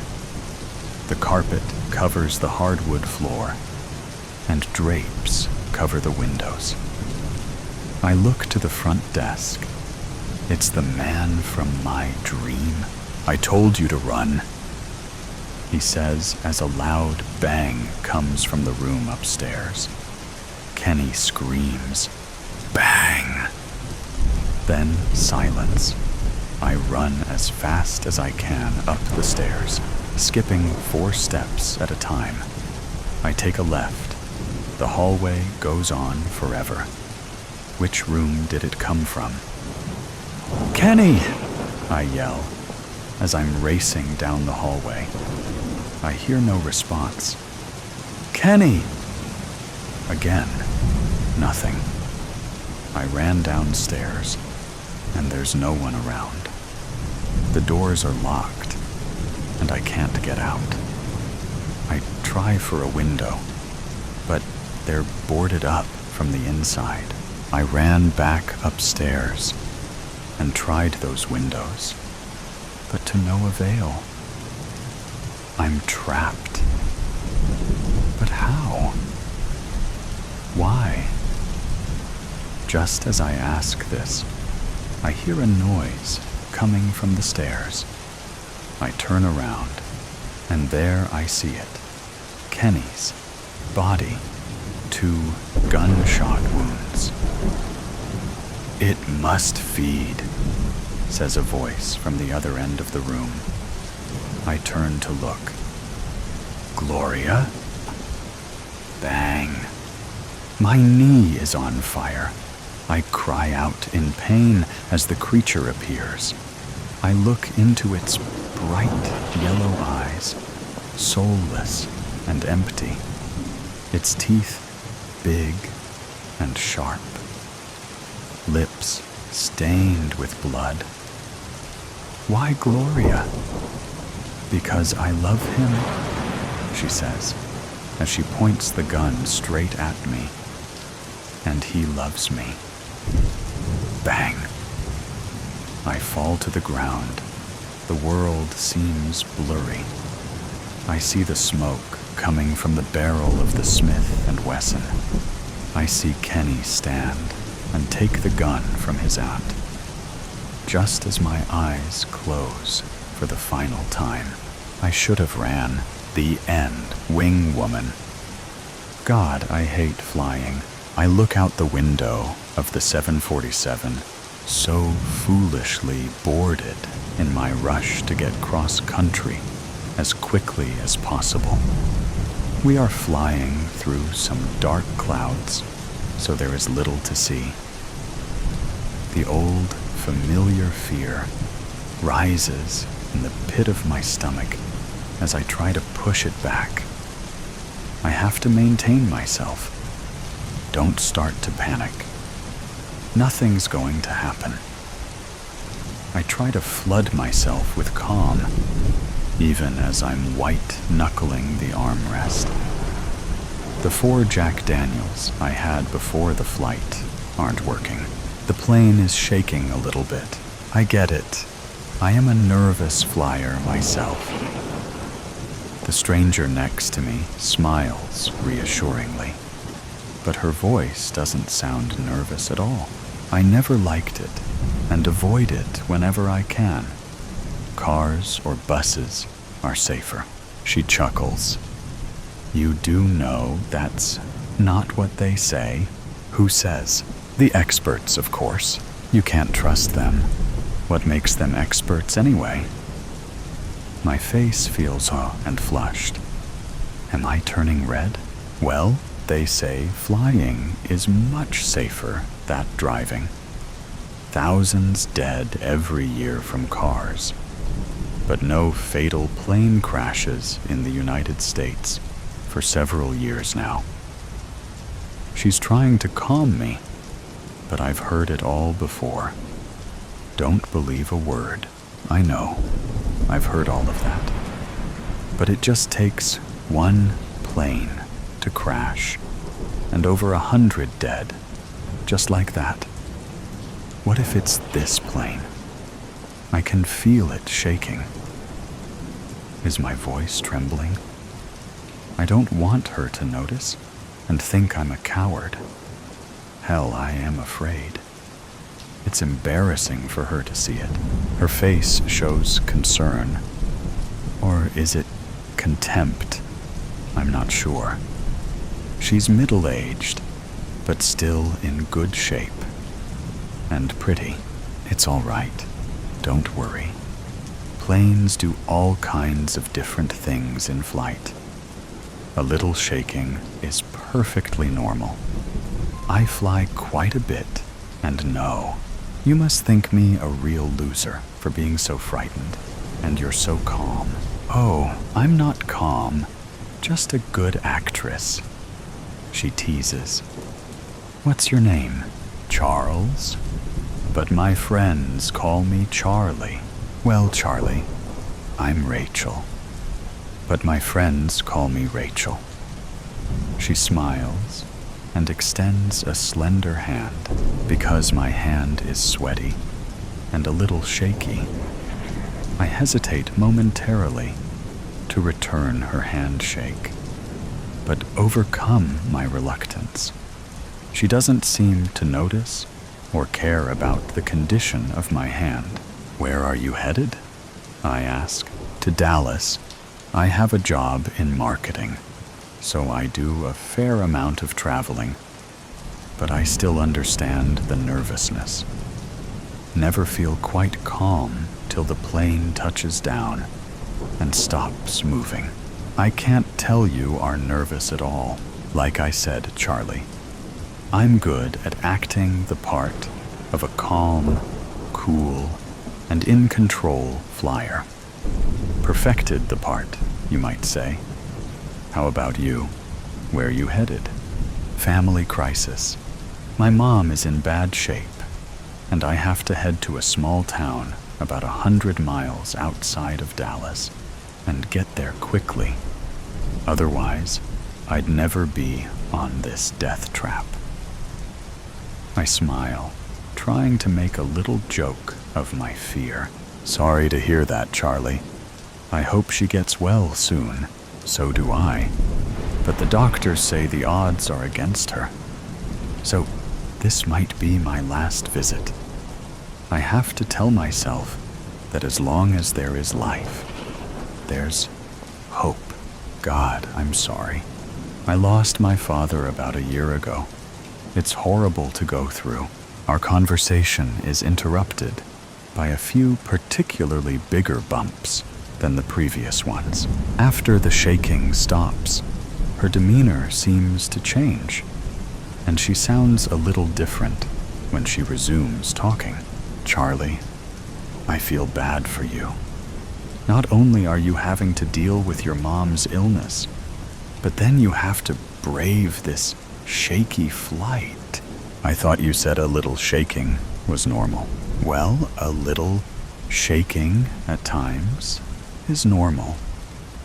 She gets a little closer to me and lowers her voice a bit. However, to be truthful, this flight is a little more bouncy than usual, but I'm still not that concerned yet. What happened to projecting the fearless businesswoman?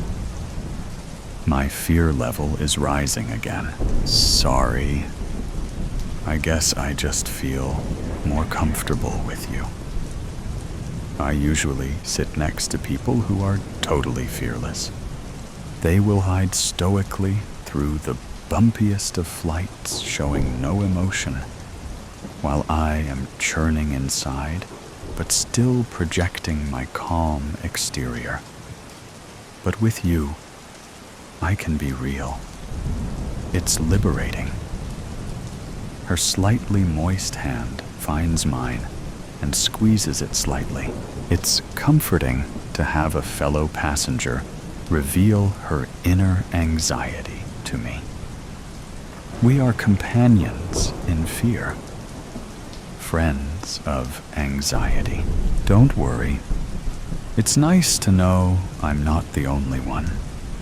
Sometimes I feel that I can't even talk about it without people giving me all the statistics about how safe flying is and how foolish my concerns. I smile at her. Our inside joke. She softly laughs. You got me, Charlie. I was overcompensating, I guess. What can I say? Hope you don't think I am a pure hypocrite.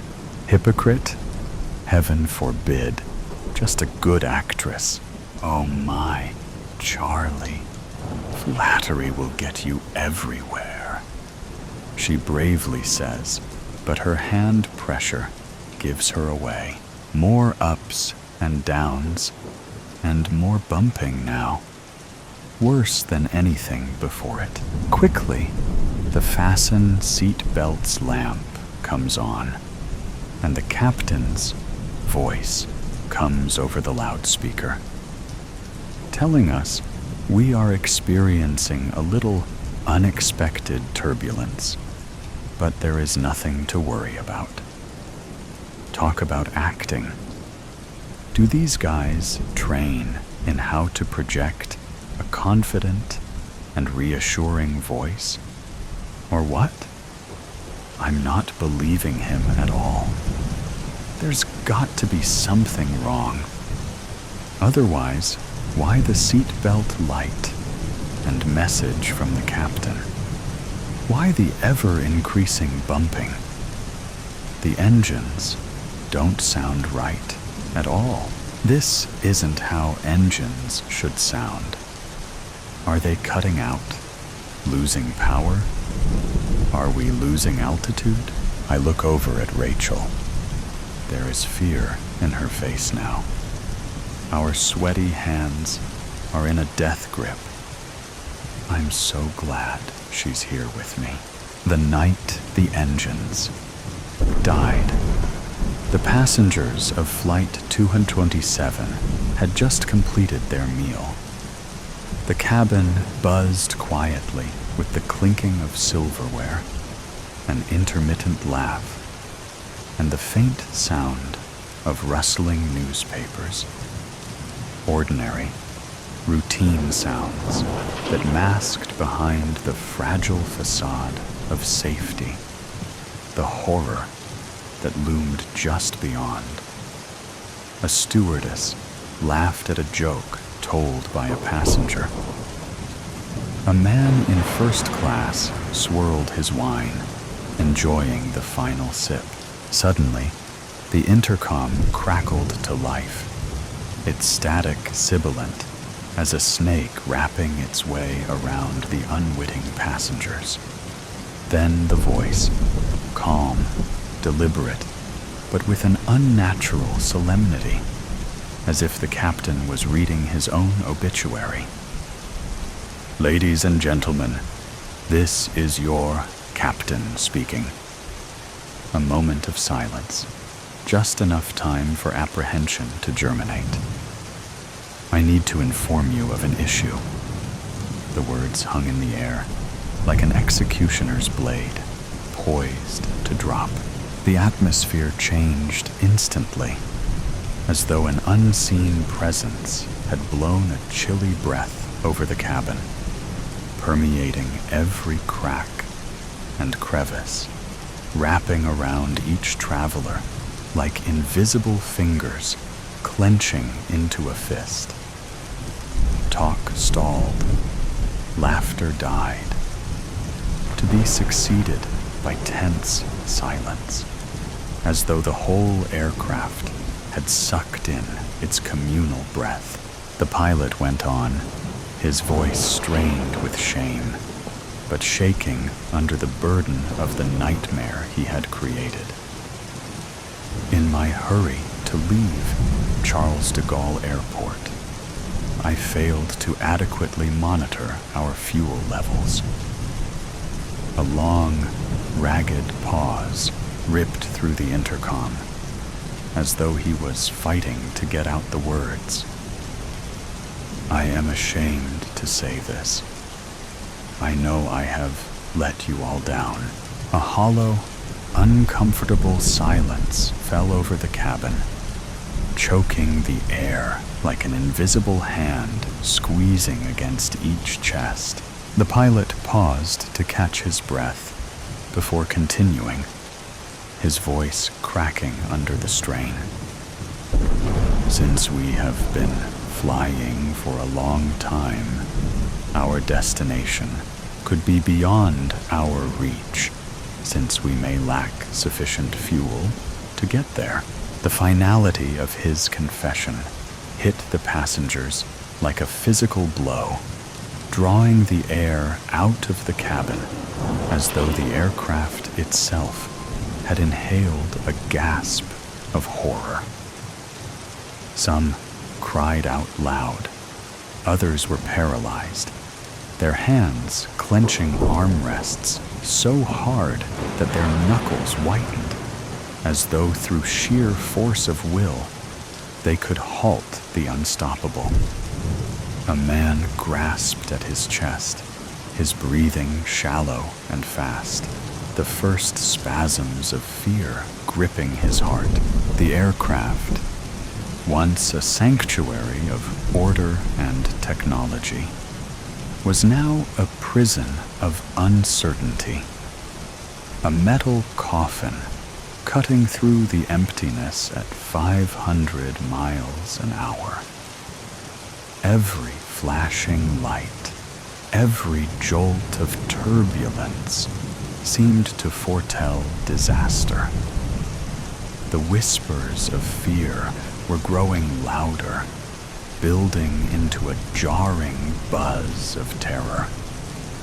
There were no strangers then, just the doomed, held together by the unspoken grasp of fear as they spoored toward some unknown destiny. And then another violent and convulsive shudder that ripped through the aircraft as if it had been seized in a death grip by an invisible hand. One of the engines coughed, sputtered, and died. The whole plane shuddered as if it had been hit by an invisible blow, a jolting crash of bone that threw passengers from their seats and sent loose objects flying through the cabin. The sickening lurch sent drinks crashing, trays falling to the floor, and overhead lockers bursting open, their contents spilling into the aisle. Gasps turned to screams as the cabin tilted, the aircraft going into an unnatural descent. The aircraft had already started to descend to New York, but now it was plummeting, no longer descending in a controlled manner, but spiraling out of control. The cabin lights flickered madly, casting crazed shadows on faces paralyzed with terror. The aircraft lurched violently, its damaged fuselage objecting to the stress. Oxygen masks dropped from the ceiling like ghostly apparitions, dangling inertly amidst the chaos. The cabin erupted into pandemonium. Screams of abject terror, cries for assistance, the raspy howls of those who recognized the inevitable. The night sky outside, once an endless expanse of stars and silence, now pressed in like the walls of a closing tomb. The vastness had turned suffocating, a cosmic void ready to consume them. Below, the earth was no longer a distant haze, but a giant, looming thing, reaching out to snatch them with an appetite that threatened to consume them. City lights unfurled like streaks of flame, oblivious to the souls above, speeding towards their fate. The altimeter ticked down at a remorseless pace. The aircraft was still too far from New York City. Its decreasing altitude, a grim countdown, without reprieve. There were no longer any alternative airports, no deviations, just the relentless descent, and the understanding that hope was running through their fingers like sand in a gale. The cockpit was a maelstrom of confusion. Alarms screaming, warning lights flashing like a dying pulse. The aircraft strained against gravity, shuddering so violently the control panels creaked. The first officer's white-knuckled fists held tight to the yoke, his forehead beaded with sweat. His voice, strained and almost lost in the din of automated warnings, sliced through the chaos. The second engine coughed, sputtered, and with a final agonizing splutter, died in silence. A jolting stillness filled the cockpit, broken only by the otherworldly shriek of wind whistling past the fuselage. It was the kind of stillness that felt unnatural, deafening in its absence of power. A stillness that presaged catastrophe. The aircraft, a marvel of controlled engineering, was now reduced to a huge metal husk, a crippled glider flying through the darkness. The control panels blacked out, their frantic warnings muted, as if even the plane itself had given up. The first officer's breath caught, his fists still gripped on the dead yoke, as if sheer willpower could urge power back into the engines. His eyes bulged wide, darting to the altimeter, its numbers free-falling with heart-stopping speed. The first officer's knuckles turned white on the throttle. We're dead stick. No thrust. The captain's mind reeled. We can glide this in. His voice, which he tried to keep steady, trembled. He was not sure. It seemed to take forever for the ram air turbine to deploy. Its little turbine opening up into the howling wind like a desperate, last gasp prayer to the emptiness. Inside the cabin, the flight attendants strode down the aisles with stiff formality, their faces drawn but determined. Their voices, strained as they were, carried the authority of rehearsed command. "Brace for impact, please," one of them screamed, her voice hardly cutting through the noise. A few passengers complied at once, throwing themselves forward, arms clasped around their heads. Others were paralyzed, their brains locked in denial, unable to comprehend the unimaginable. One man struggled with his seatbelt, shaking so hard he couldn't locate the buckle.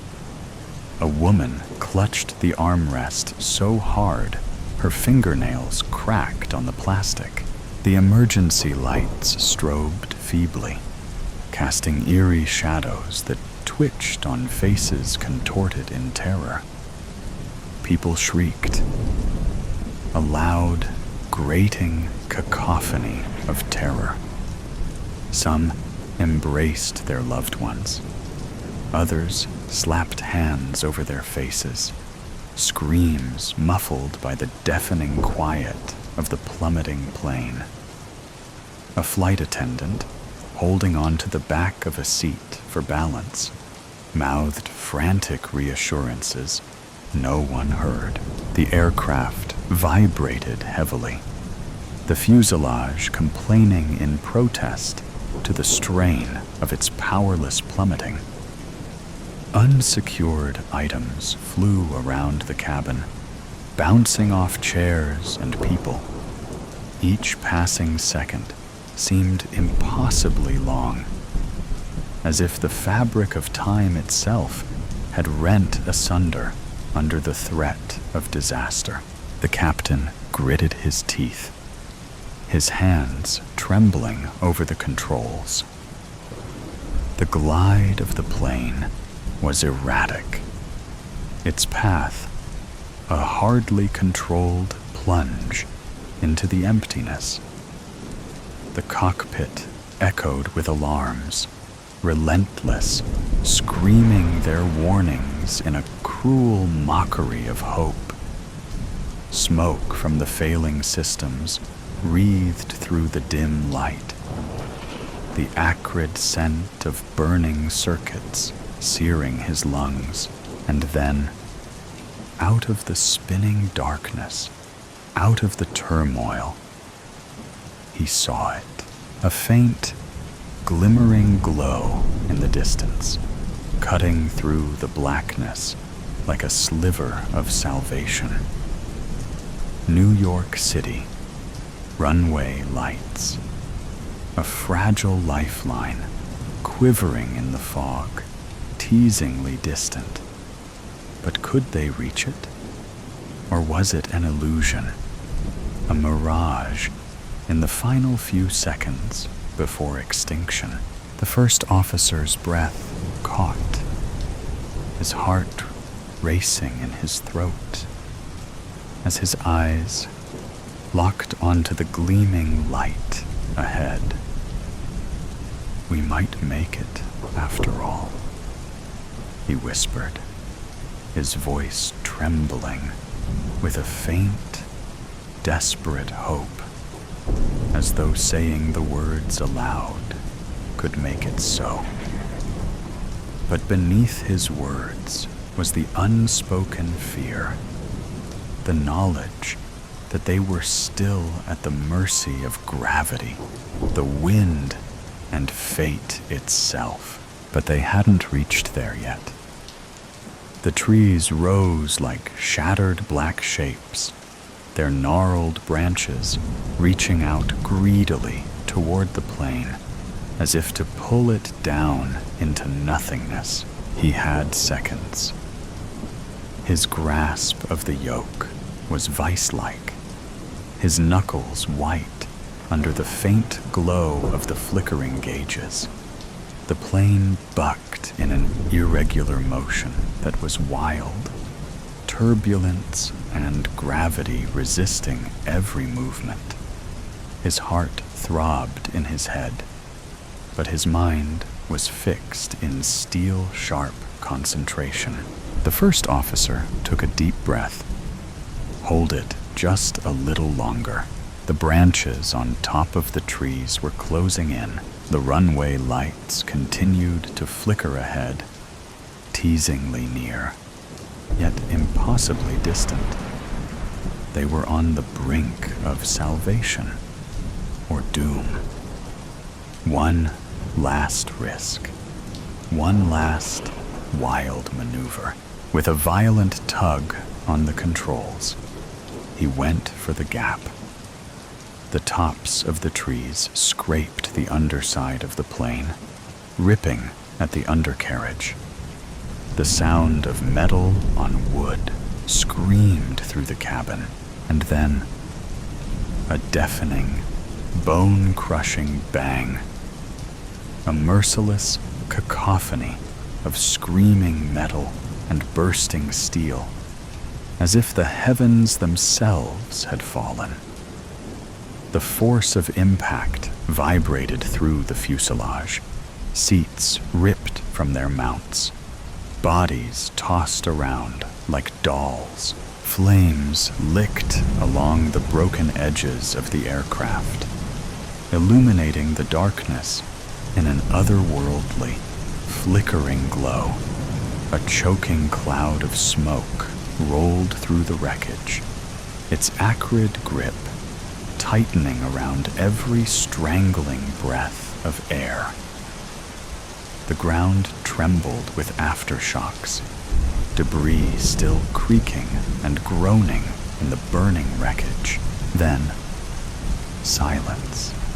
A fragile, unnatural silence, shattered only by the crackles of fire and the rough, strained breathing of those who remained alive. There were cries from the rubble, some in the distance, some close, bare with pain and shock. The reek of smoldering petrol clung to the air, a bitter reminder of how close they had come to complete destruction. And when the smoke finally cleared, the twisted remains of the plane lay stretched out like a broken, tortured thing, its bare skeleton scarcely discernible as the great ship that it once was. And yet, despite all the odds, everyone was alive, poised between the salvation and oblivion, balanced on the brink of an impossible second chance. The captain, bruised and inexplicably alive, gaped as he released his harness, his sweat-soaked fingers shaking with aftershock. His ribs throbbed with searing pain, every breath a burning reminder of the savagery they'd just survived.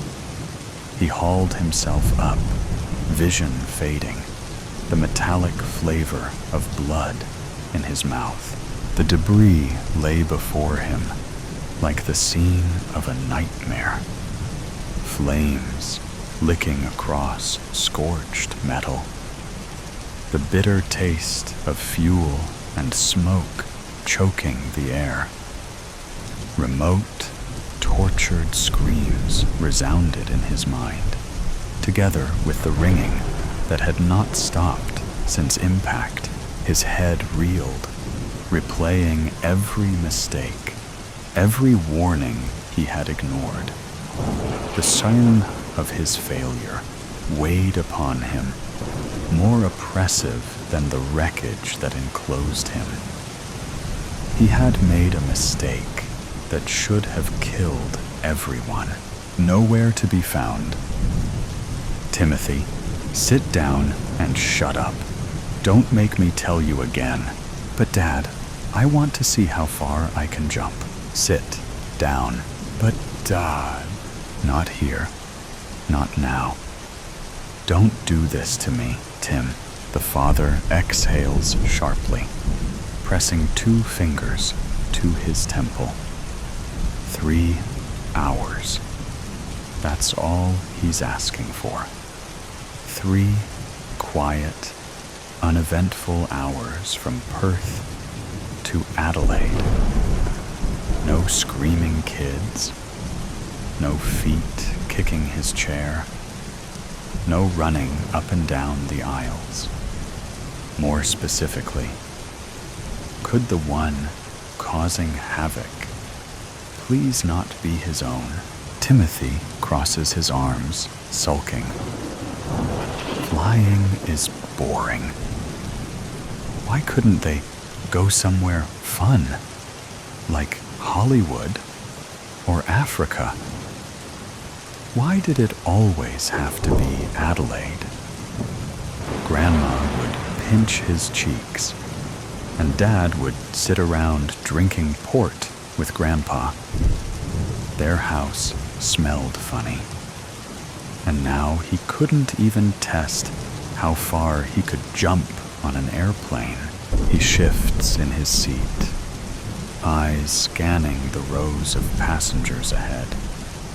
The seatbelt light is off. Maybe if he's quick, the father sighs, pinching the bridge of his nose.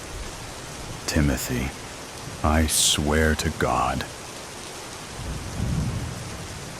He turns to his son's seat. It's empty. A second passes. Another. The father blinks. The air feels suddenly thick. He turns his head slightly, expecting to see Timothy crouching in the aisle, giggling. Nothing. His gaze darts to the seats ahead, searching for the flash of a child's movement. His pulse quickens.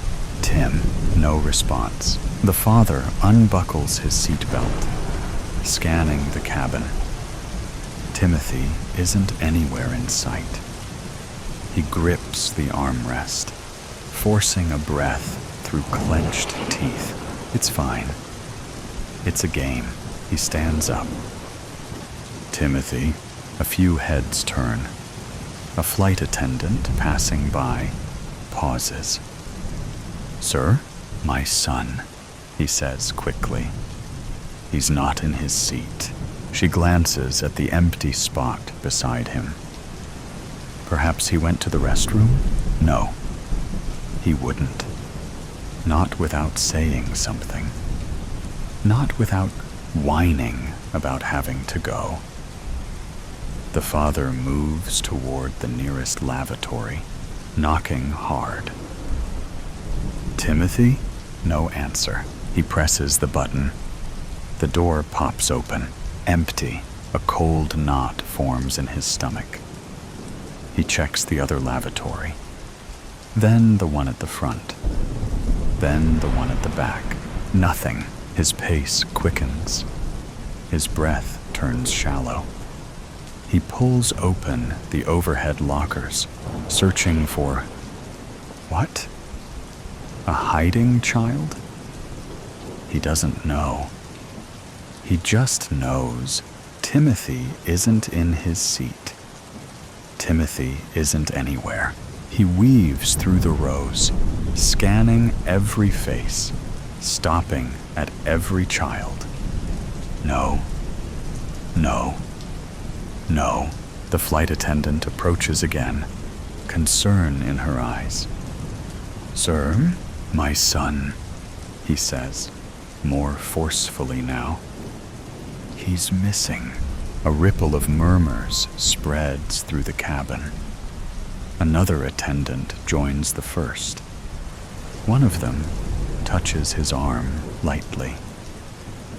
We'll help you look. Passengers glance up, some confused, others disinterested. A man 2 rows back frowns and mutters, I didn't see a kid sitting there. The father's head jerks toward him. What? The man shrugs. I mean, I just don't remember seeing a kid. Thought you were alone. The father stares. His vision narrows. His heartbeat pounds against his skull. What the fuck are you trying to do? Did you have something to do with this? The man drops his head, regretting getting himself involved. Sir, one of the attendants says, please stay calm. Let's retrace everything. Your son was in his seat after takeoff? Yes. And when did you last see him? Just now. Seconds ago.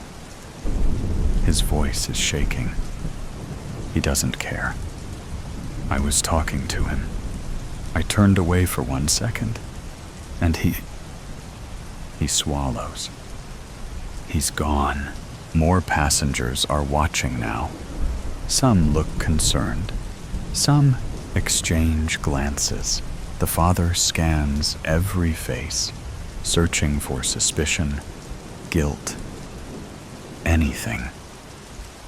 His breathing grows uneven. This isn't happening. Someone took him. Someone on this plane has his son. The attendants begin a quiet, methodical search. One asks passengers if they've seen a small boy. Most shake their heads. Some barely look up from their screens. The father doesn't wait. He moves faster, yanking back curtains, peering into crew areas, shoving open every unlocked door. The attendants murmur into radios. The plane feels smaller now, tighter. He searches again and again. Every seat, every row, every corner, nothing.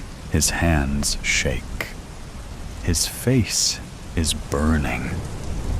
He moves up the aisle, scanning the faces again. Who took him? A woman reaches out gently. "Sir, please." "Timothy!" the father shouts, voice cracking. Heads snap toward him. "Timothy, answer me!" Nothing. His pulse pounds in his ears. He stumbles down the aisle, knocking against armrests. "Tim." His voice is raw now, desperate. "Timothy, where are you?" He reaches the cockpit door, slams his fist against it. "My son is missing. Someone has my son." The attendants pull him back, whispering reassurances that mean nothing. He shoves past them, back down the aisle. He checks the bathrooms again. He knows he already did. He does it anyway. He pulls down tray tables, looks under seats. Passengers murmur. Some watch with unease. Others look away. The man who said Timothy wasn't there stares at him blankly. The father stares back, fists clenching. He opens his mouth. But what does he say? That the man is lying? That his son was here, right here, and now he isn't? That his world is collapsing, and no one understands? "Sir?" an attendant says softly. "Please, sit down."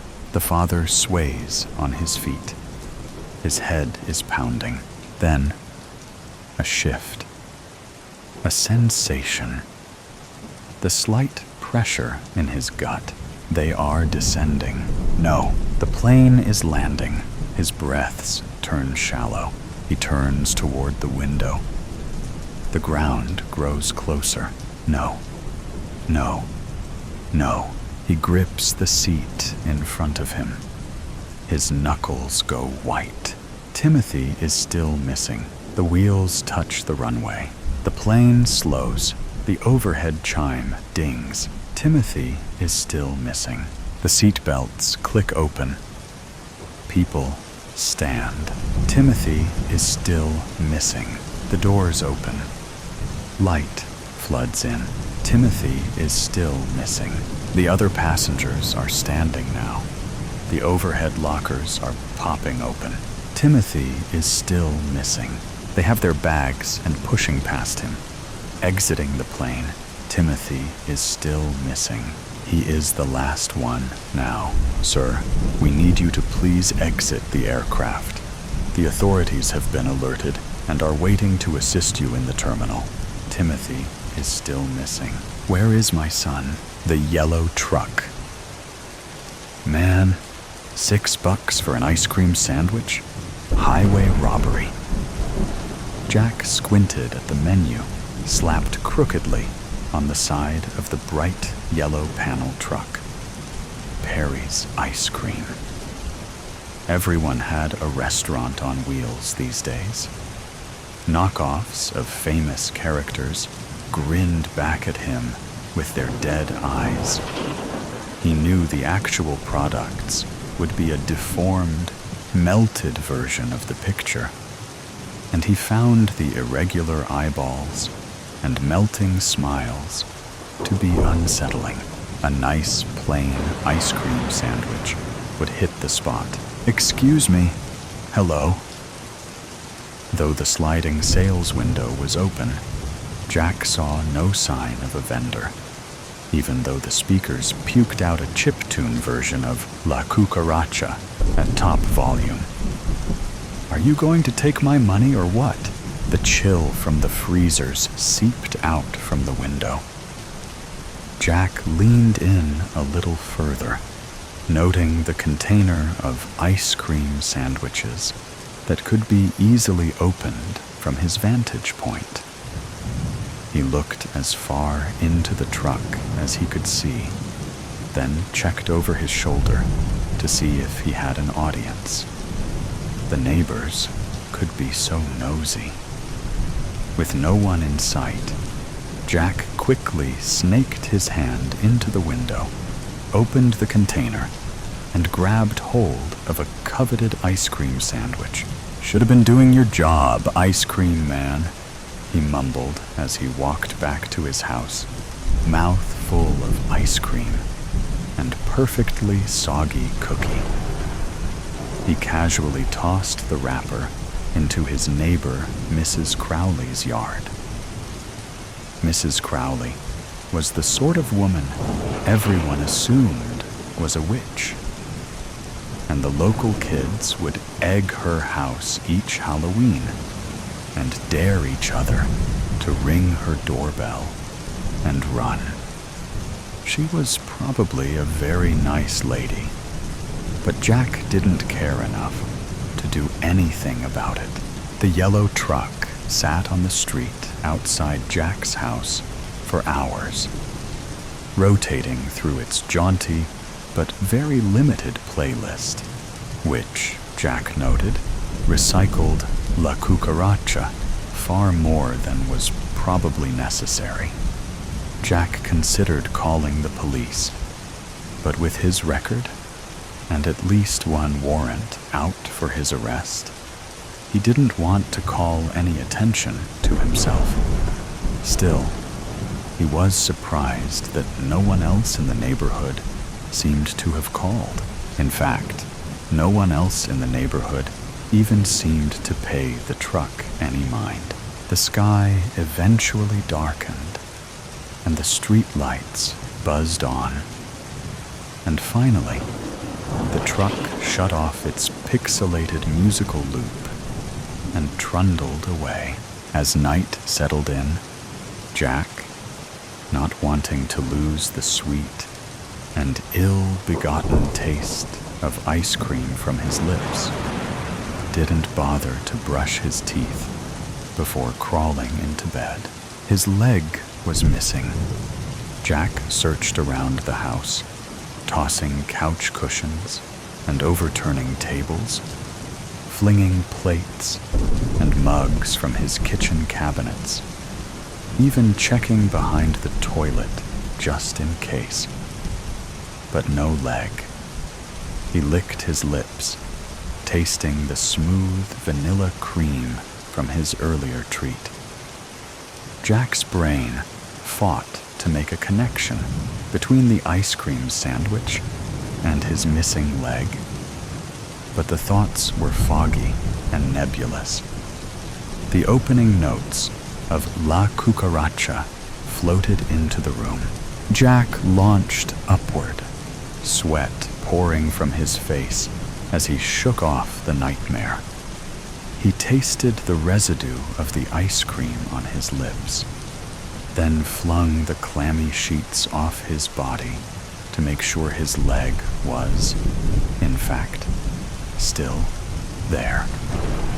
La cucaracha played in the distance, just audible through his open window. At first, Jack was able to dismiss the music as a memory echo from earlier. But the music grew louder.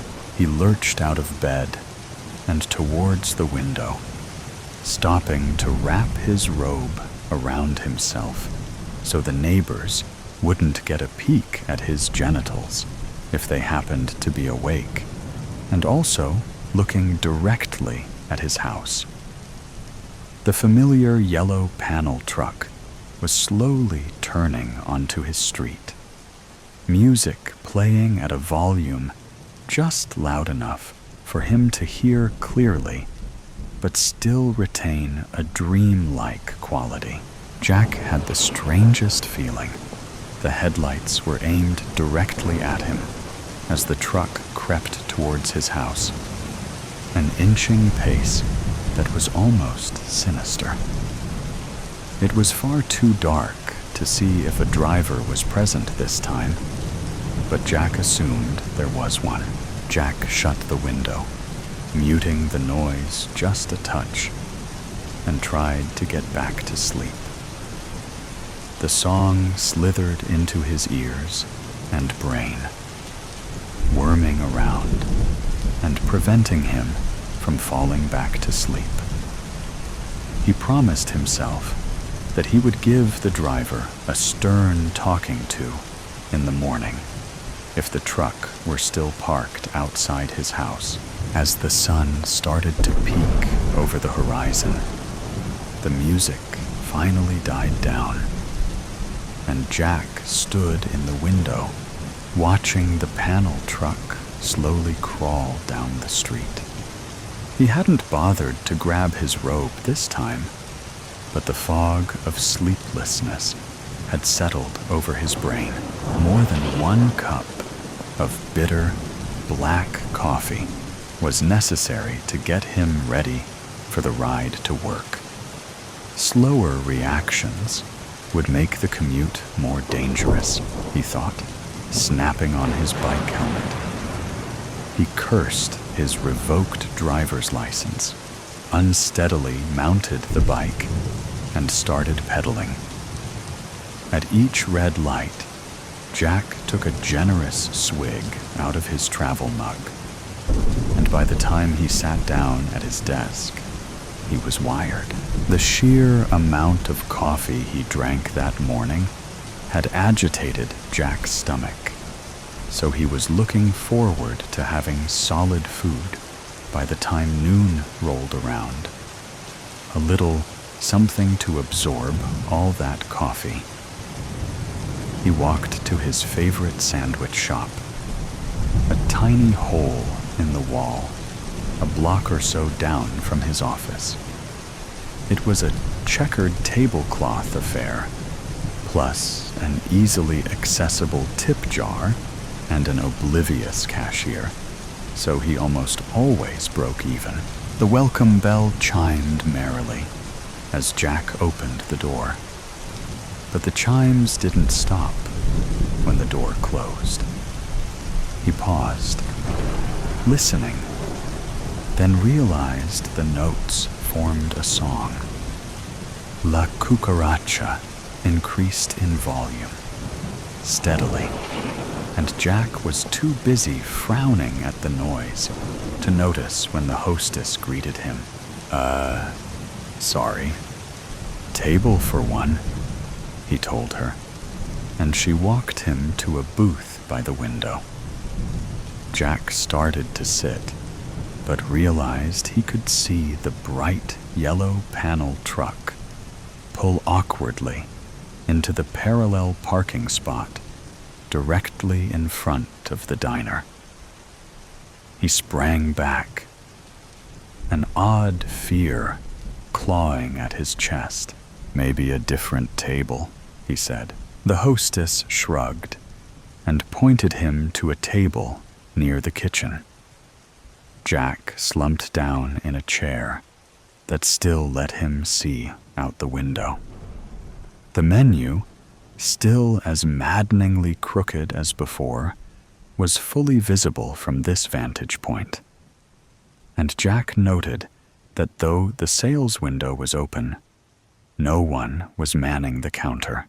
So Jack couldn't shake the feeling of being watched as he ordered his lunch, chewed, drank, wiped his mouth with his flimsy paper napkin, paid at the counter, helped himself to the tip jar, and walked out the door. Every move soundtracked by the tinny tunes pumping out of the truck's speaker.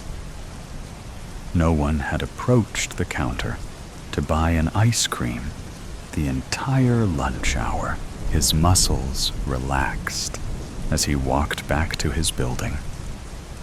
The more the music faded with distance, the better he felt. He hadn't even noticed he was so tense. Jack rolled his neck around, rotated his shoulders, and was just about to reach the automatic doors to his office when he heard it again. The 8-bit notes of La Cucaracha increased in volume behind him, and he swung around, fists raised and heart beating rapidly. His boss, who had been walking up immediately behind him, backed up. "Whoa! Whoa! Jack!" Treating Jack like a panicked horse had, presumably, his boss's desired effect. And Jack put his fists down. "What's got you all spooked? Bad sandwich?" His boss chuckled, and then breezed past Jack into the office. Still on the sidewalk, Jack caught a flash of yellow down the block. He didn't wait to see the truck this time, and rushed inside. Jack was waiting, rather impatiently, to cross the street on his way home when a shiver ran up his spine. He looked over his shoulder, and his stomach seized. The yellow ice cream truck was also in line at the stoplight, just 3 car lengths away. It wasn't playing the music, but Jack thought he could hear it all the same. Jack wasn't completely sure that the truck was following him, specifically as he cycled through the neighborhood. But with each turn, he became more and more convinced. The truck kept a slow speed and stayed a modest distance behind his bike, far lower than the posted speed limit. He stopped at the cluster mailbox at the top of his street, mostly to check the mail, but also to see if the ice cream truck would keep driving. The truck slowed to a halt a few yards from the mailboxes, the staccato sounds still aggressively worming its way into Jack's brain. Jack fiddled with the mailbox key and took an unnecessary amount of time inspecting each piece of mail, even the junk. But the ice cream truck still didn't move. And Jack stared directly at the driver's side of the windshield. It was so tinted that he was still unable to tell if anyone was in the driver's seat at all. He flipped the bird, just in case, and got back on his bike. As he started pedaling the short distance to his house, the truck started following again. A few houses down from his own, Jack heard the truck accelerate. His heart thumping, he quickly looked back to confirm that, yes, the ice cream truck was speeding up and heading his way. He checked his surroundings for a safe place to duck behind, but only Mrs. Crowley's rose bushes offered any sort of protection. He darted towards the bushes, abandoning his bike and hurling himself into the roses in one semi-graceful movement that would have made a movie stuntman proud. The thorns bit into his skin, and one scratched dangerously close to his left eye. The truck had missed him, but Jack heard the screech of brakes. Jack painfully extricated himself from the rose bushes, and the ice cream truck still idled in the road. La Cucaracha, blaring incessantly. The back door of the truck swung open with a creak. "Hey!" Jack yelled, wiping blood from his face, only to realize he also had blood on his hands and lots of other places because of the thorns. He lurched towards the back of the truck, his left leg dragging slightly. It would be bruised in the morning, he thought. "Hey, I'm talking to you, asshole!" Jack rounded the back of the truck and leaned on the open door. No one was inside. Through a narrow break in the curtains, Mrs. Crowley observed Jack as he yelled at the ice cream truck. He had always been an odd duck, that Jack. Terribly messy. And just the other day, he had been standing at his window in the middle of the night with only a robe on. She had almost seen his genitals.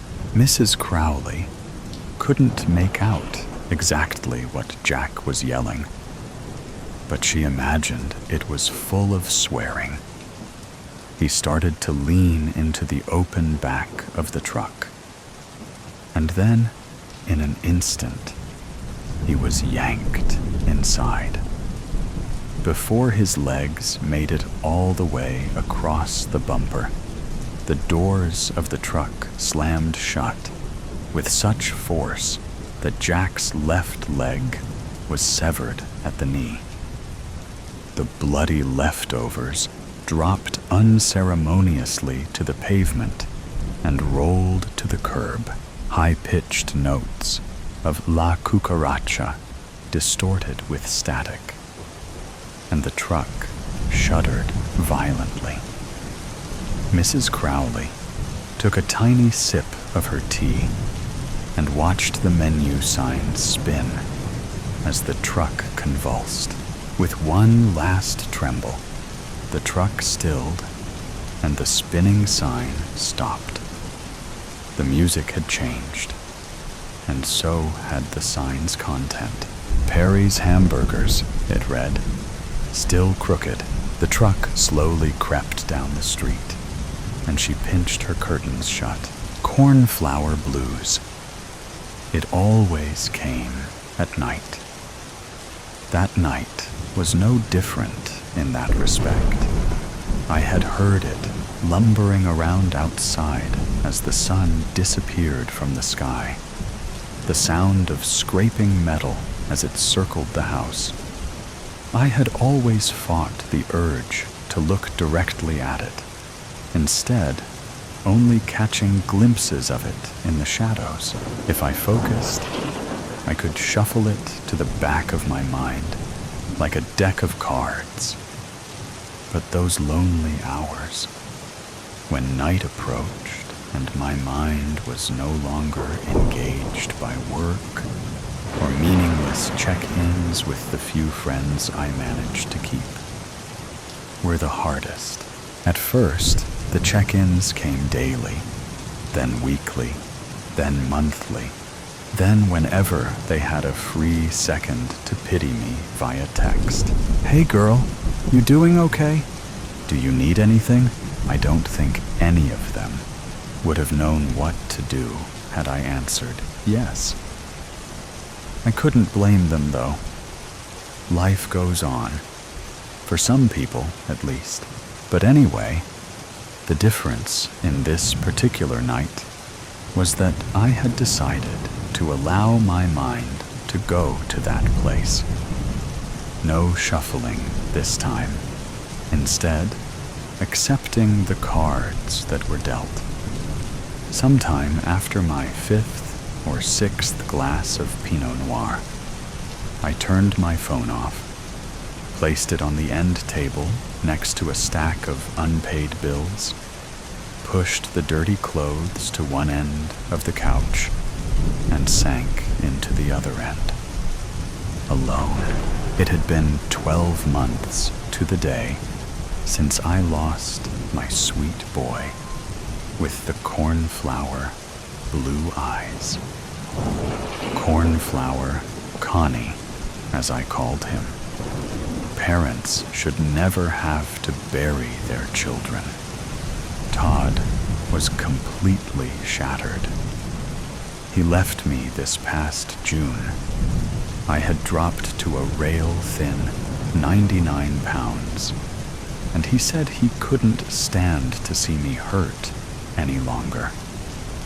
I tried everything: counseling, group, rehabilitation programs, but everyone grieves differently.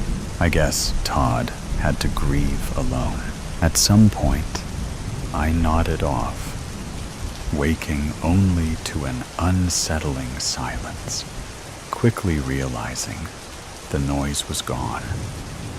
I wiped the drool from my chin, licked my cracked lips, and decided to check it out. With my body bladed to the window, I pulled the curtain to the side and saw it standing under the dim porch light. The back of my neck tingled, and my heart thumped in my chest, acting like my body's panic alarm. I would normally just do a quick look. Instead, for the first time, I stayed. I studied it. Its skin was the color of burnt charcoal, and its back curved like a question mark. It shifted under the light, revealing a Grinch-like face that scrunched even more as it smiled at me, like a mischievous feline. But there, above the unnerving grin, I saw them, those familiar eyes. My cornflower Connie had come home.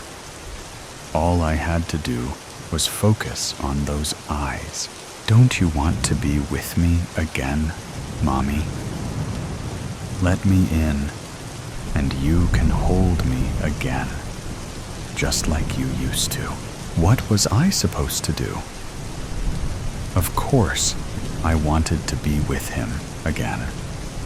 It would surely be better than telling myself that the random white blob in the sky actually resembled a heart. A message from my Connie. I love you too.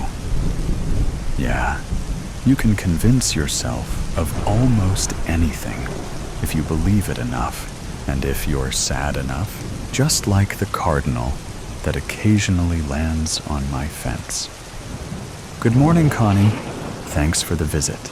I let him in. His long, rubbery fingers took me by the arm, led me upstairs, never breaking his gaze. Where are we going? I asked, barely a whisper, in what seemed like the first words I had spoken in days. To my room, Mommy. The door creaked open, and the lights came on, bringing the room back to life. I have no idea if I flipped the switch or not. It felt like I had floated up the staircase. The room was just as he left it. COONRD,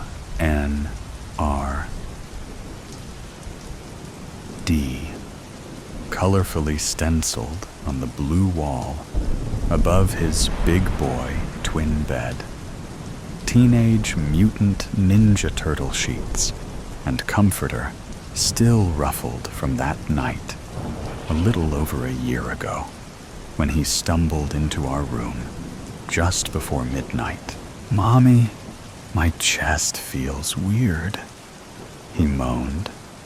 After a 104.1 fever, we rushed him to the hospital. My cornflower Connie would never come home again. His fingers rolled up my sleeve and led me to the bed. I pressed his Michelangelo stuffed animal to my face, inhaling deeply, hoping it still held Connie's scent. It didn't. The tears fell, and his grip tightened on my arm, leading me into the bed. He never let go of my arm. "Lay with me, Mommy." I climbed in, pulled the covers to my stomach, and rested my head on Connie's pillow. "I miss you so much, baby," I yelled through tears, pounding my one free fist on the mattress. "I'm here if you keep looking in my eyes." Just then, his eyes flickered, and as if I was watching a projection screen. I watched as we took in the afternoon show of the new Spider-Man movie last year. Connie's lap littered with buttery popcorn that missed his mouth, his icy stained lips framing his checkered smile. A flicker, a summer afternoon drive around the neighborhood, blasting random 90s songs. He loved the songs that I grew up on. We would do our absolute worst to sing along. "Keep looking at my eyes, Mommy. Just a little bit more, until you can hold me again." His grip tightened some more. Another flicker, a lazy Sunday. Me sprawled out on the couch, my Connie's little body slowly rising and falling with my breathing as he naps on my chest. Another second, and I'm yours again. How could I say no? I did what he asked, just a little longer. The avalanche of warmth I felt was euphoric, as if my insides were swaddled in a heated blanket. It was the first semblance of comfort and peace that I hadn't felt since he was actually here with me. I did what he asked. Then I waited. That was 2 days ago, and I don't see my cornflower Connie anywhere. The comfort I had felt the other day dissipated in an instant. I've been patiently waiting, but now I wonder, did it lie? It's so dark here.